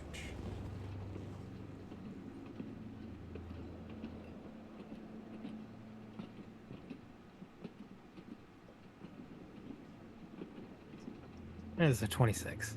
26. And you see her sitting there, it's like, well, this is the dining car, and so, well, I can smell it. Where did you put it? Bring any. Does it make sense? I can smell it. It's like it's right here. You watch her face kind of soften from the kind of permanent scowl she's been having. And she goes over and she takes a bottle off the counter. She reaches under it. She puts a flagon out. Pours, or attempts to pour out of the bottle, and nothing comes out. She looks at it. She puts it back up. Slowly takes the flagon. Kind of just makes sure that there's nothing in it. And then goes and puts it back under the counter. What's going on here? This isn't my bar. This isn't your bar. Who the hell are you? My name is Val Raven. These are my associates. Do you manage a bar in Ebenthorn by chance? Hi. I run the inn. My name. They call me Moss Lake. Moss Lake. Well, Moss Lake, I think you fell asleep. No, if I was asleep, I'd know I was asleep. I think you're dreaming. Well, then you're a dream, and why should I be listening to you? Valid question. But obviously nothing else here makes sense, so why can't a dream be enlightening? Why is my dream trying to convince me that I'm dreaming? Because you need to wake up, or else you're going to be late for work. Oh. There's no one there else who can open the inn. Oh, you're right. I've got to... Yes. Alright, that's one. I will walk up. Oh, that's not me. Where am I? I'm over here. I'm gonna walk up to the dwarf and be like, "So, what'll it be for you?" You see this female dwarf is just seemingly trying to make herself as small as physically possible. She's kind of, oh, nothing for me. I don't need anything. Well, why not? I'm sorry. I just, You can see this like look of fear on her face. I'm so sorry. I didn't mean to. Darling, what do you have to be sorry for? And she kind of leans in close.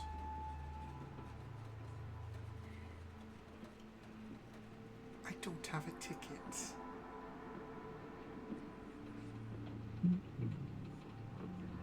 I'm very sorry. I don't. And you see her kind of patting herself down. I don't know how this happened. I just.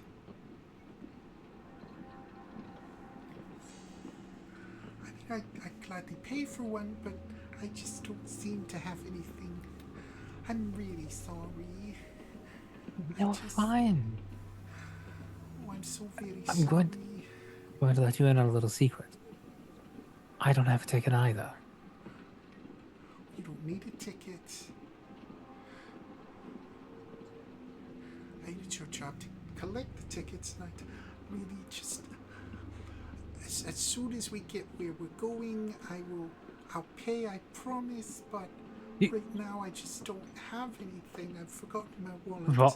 Vala will hold out her pinky. Do you pinky swear?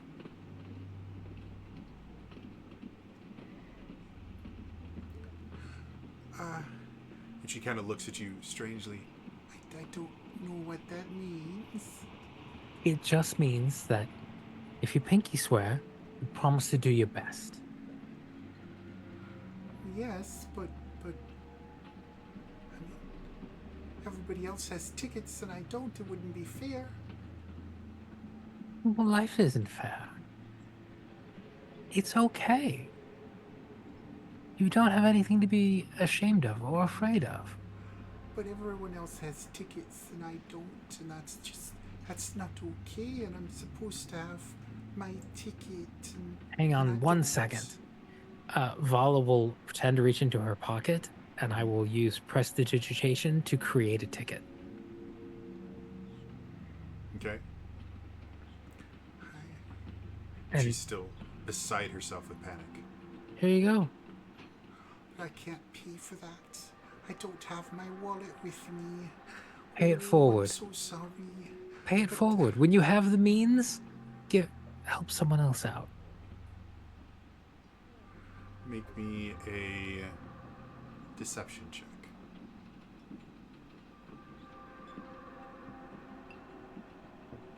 Oh, I only got a 27. Oh, damn. She kind of looks at you and she takes the ticket, and you see this kind of rush of calm fall over her.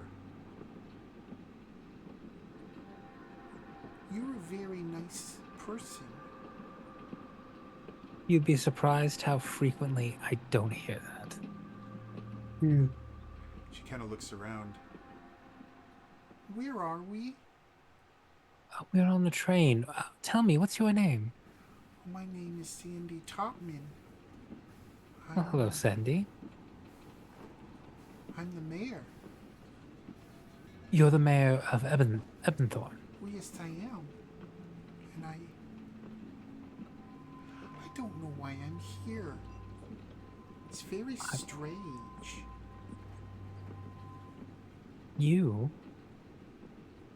I hate to be the one to tell you this, but you're having a dream.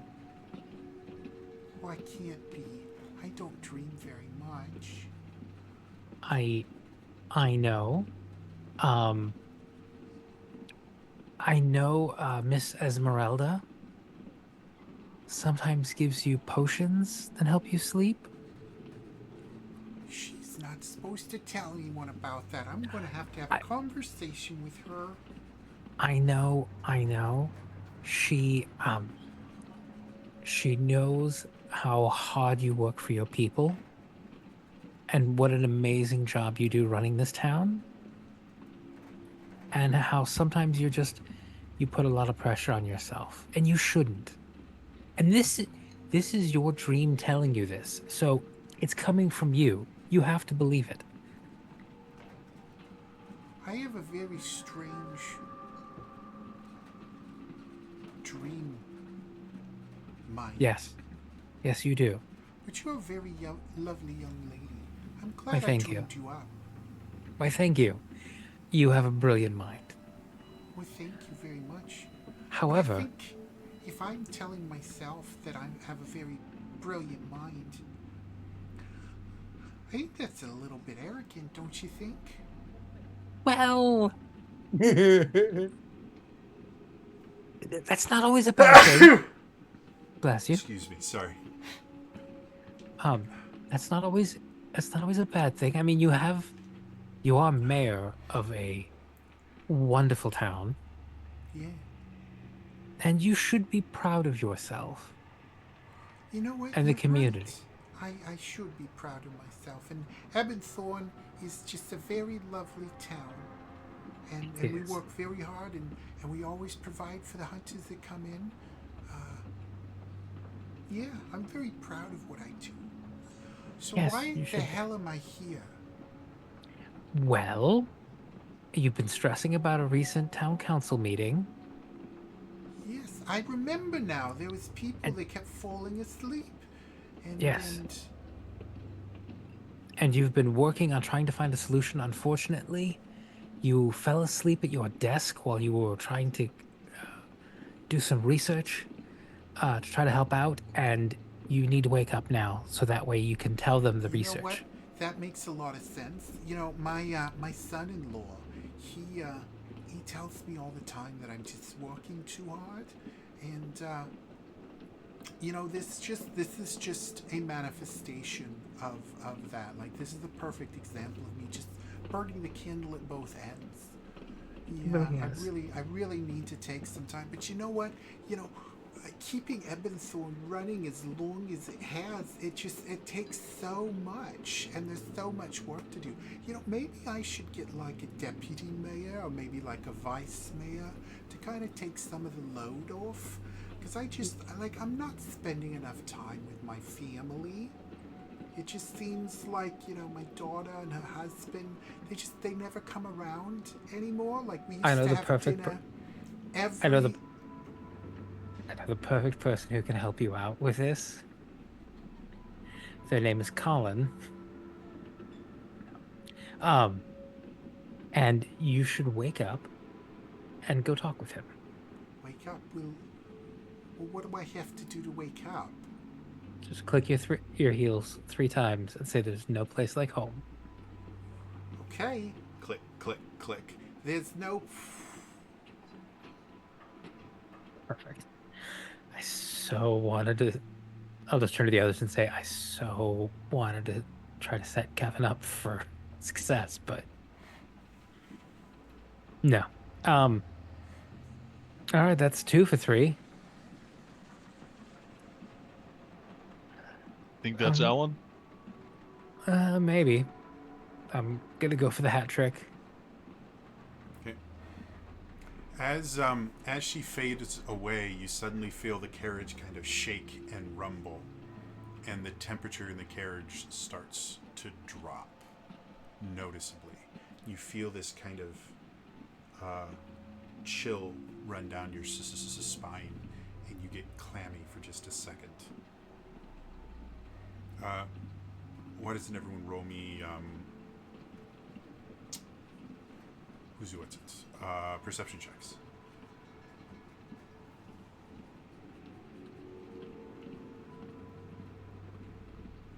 I'm getting the feeling that this place is being sustained by the dreamers. That's what I was thinking. 6 or 25. 10.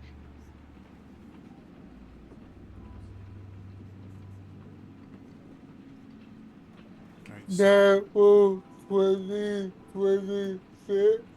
Damn. 31. 31. Of course.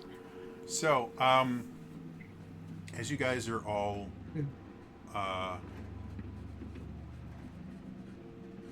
as you all are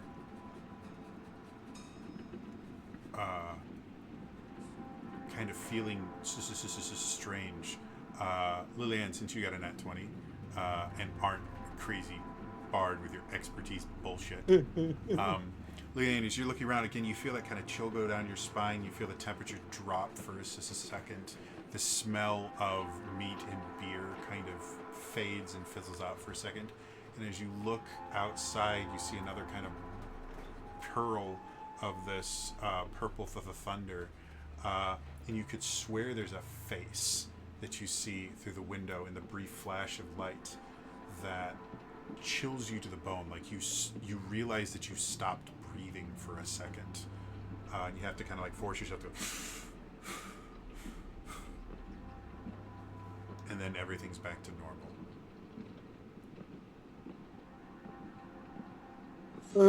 Does anyone else see that? There was a fan outside. I didn't see anyone. Thought I got a glimpse of something. I felt the shake and rumble though, right? Yeah. Yeah. And you all experience like the temperature drop and all the other physical things. I don't think they liked losing Sandy.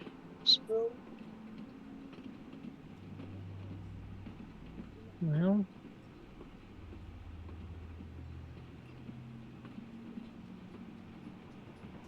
yeah. I like I said, I think this whatever this is, it's I think it's powered by the dreamers. So the Oh. more of them we unplug, then obviously the more difficult I think it'll be for whoever's creating this illusion to maintain it. They've clearly been feeding off of them. It's obviously good for a purpose. Yep. We should give them some indigestion.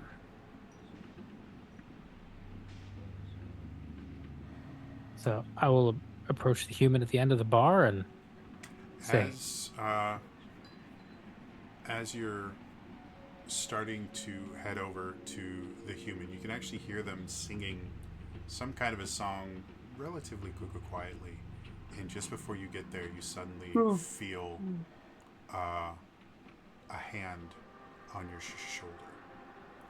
And as you turn to figure out exactly what it is, sorry, hold please. As you turn to kind of figure out exactly who it is, you come face to face with Leopold. And at first, you see him just kind of smiling, seeming very happy to see you, and then you see this kind of pain in his eyes, and you look down to see the wounds that came from the last time you saw him in the what's it? I know this place. Dread Tower? Yeah. Demise Tower, there we go.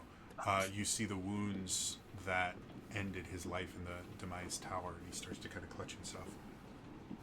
Vala, Daisy, why did you do this to me? And he kind of collapses and he kind of grabs onto you. Help me, please. Help me. You see him in pain, and he kind of looks down at the wounds.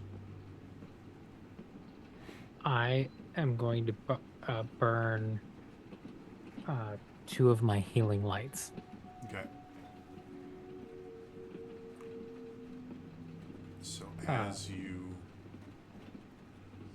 And just remind me, healing light at just hit points, right? It would be 2d6. Okay. Go ahead and roll them. Do we 9. see Leopold? Sorry. No. Okay. We'll get to that in a second. Very good question. As you sit there and you kind of place your hand on one of his wounds, you see the wounds start to kind of knit together. And you can see the pain in his face for just a brief moment. Thank you, Daisy. I'm so sorry. I'm sorry about everything. This can't be real. And How are kinda, you here? I'm here because you saved me.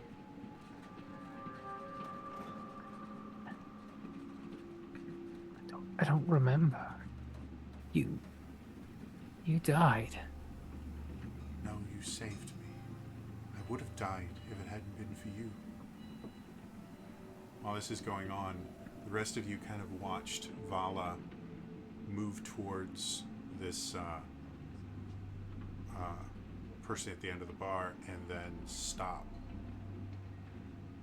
And her eyes kind of glazed over for a second, and then she just kind of reached down, and you can see her kind of mouthing parts of words, but they don't seem to be complete words, and she's fixated on the ground behind the bar.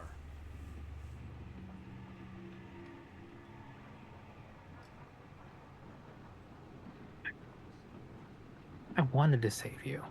I did, but You did save me. I'm safe because of you. Look, and he takes your hand and places it on the wound that is very quickly kind of mending. Look what you did.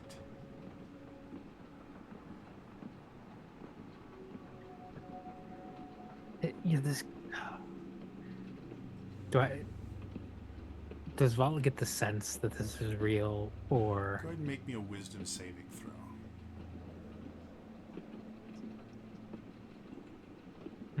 15?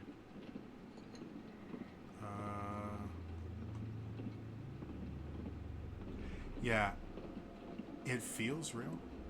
It looks real. Like as you sit there and you touch where the wound was, like you can feel his chest rising and falling. With him being a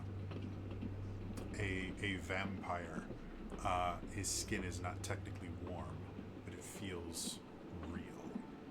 And as he kind of grasps your hand, like you can feel him holding your hand, and you just start feeling this overwhelming kind of sense of the words.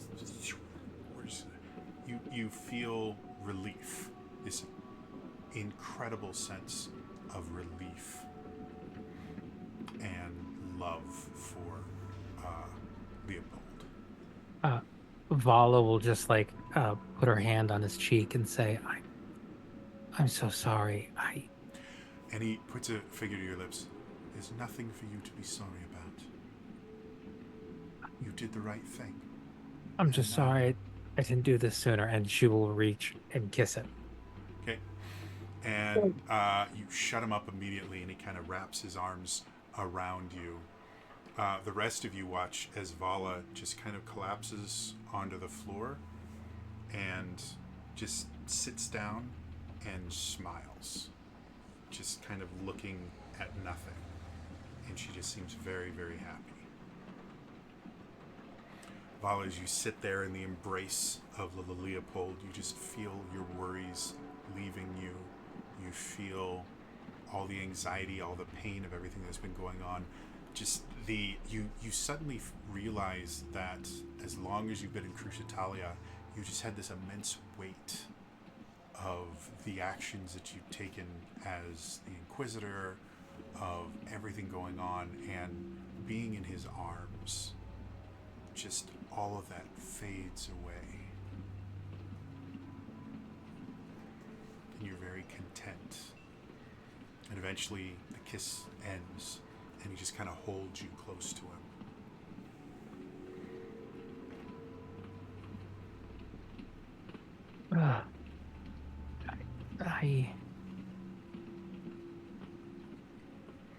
We never have to be apart again. And he kind of loosens his grip and kind of looks down at you. You don't have to worry anymore. I'll protect you. nothing will ever hurt you again. Well, I mean, I appreciate the spirit of that, but I understand you don't need my protection. But what kind of a man would I be if I didn't protect the woman that I love? and I will protect you. And he kind of giggles a little bit. For some odd reason, I think your declaration of protection is slightly more valuable than mine. I should introduce you, my friends. I don't know that we've, and I'll like stand up. Argenta and Lillian, I believe you've met before. And he kind of just nods. Argenta and Lillian, you guys watch as Vala kind of gets up and starts introducing you to no one. And this is my friend Relwyn. Relwyn, this is Leopold. He is a vampire. Don't take that against him. He is also a warrior of faith, a paladin of something Dawn, I believe. I mean, obviously Vala knows this. Obviously, yes, most definitely. I don't remember my damn pantheon, but sure. I only made it up myself. Hold, please. Guys, I used to be a super awesome dungeon master when my brain worked. I have notes somewhere.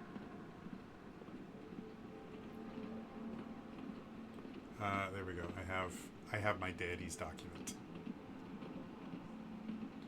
He was a paladin to the Guiding Beacon. Guiding Beacon, that's it. There we go. He's a paladin of the Guiding Beacon. Yeah. Argenta will hold her hand out to Vala for a second. She just kind of gestures for you to like take her hand. I will. I apologize. And she's going to cast protection from evil and good on Vala. That is an interesting thing.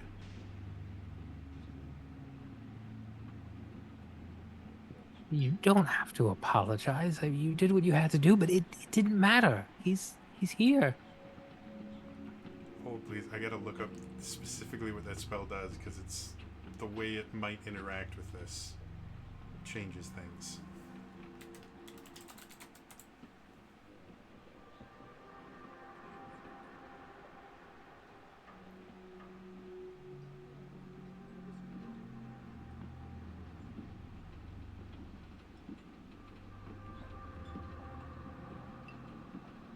Okay. Sorry, I had to look over the spell. So as you do that, Vala, you feel this kind of strange feeling that something isn't 100% right, but you can't really put your finger on it. And Leopold kind of puts his arm around you and brings you in close. Your friends are lovely. They're lucky to have you, as am I.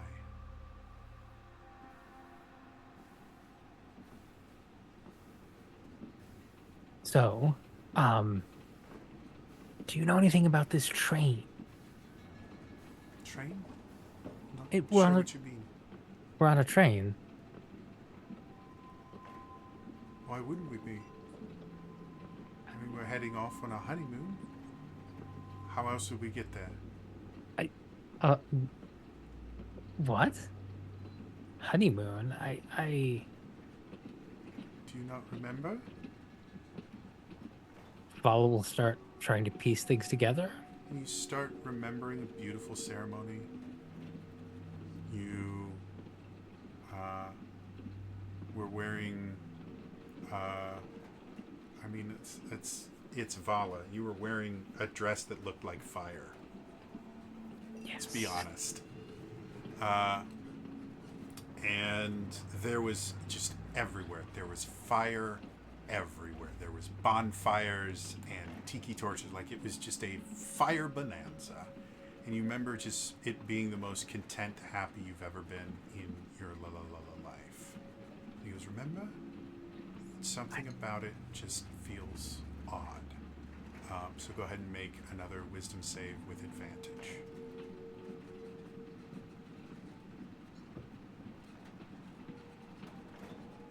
Ooh, 23.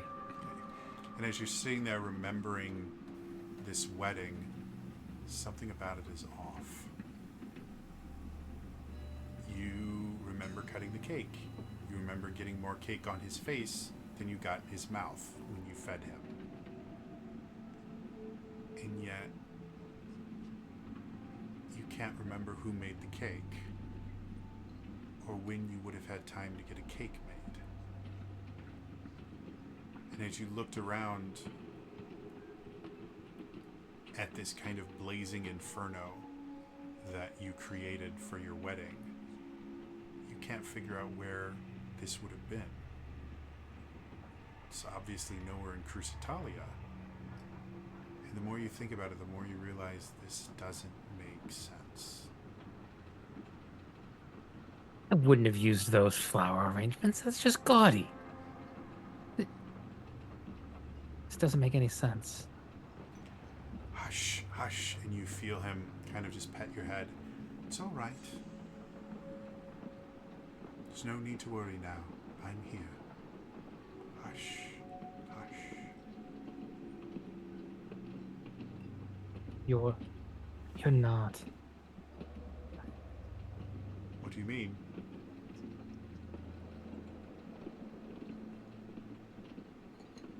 We killed you.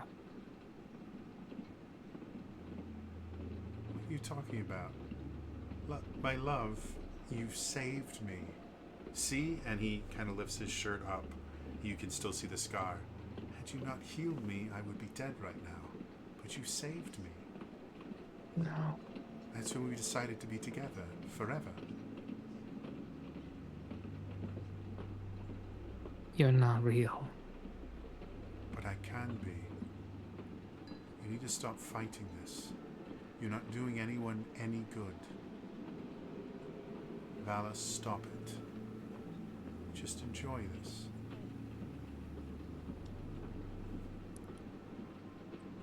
Sorry. She will, let go of his hand and step back. In an instant, the expression of the other passengers in the carriage changed to ones of abject horror. Yells of, "To arms! And defeat these foul demons!" fill the air from in front and behind. As you are all... I have to get rid of you and get rid of you. As you are all looking around, trying to figure out exactly what's going on, you suddenly see...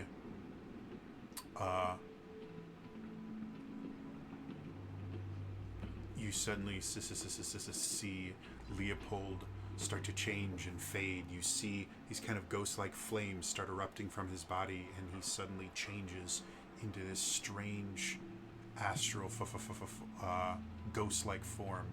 And suddenly, do I have 1, 2, 3, 4, 5? And suddenly you all see through the walls these 5 other ghost-like beings suddenly, or 4 other ghost-like beings suddenly appear. But unfortunately, that is where we're going to end it for tonight. As always, if you missed any of this, I do upload all these to my YouTube channel. It's youtube.com/TrainerJody. Otherwise, again, it's going to be all for me today, and I will see you guys next time. All right? Bye-bye.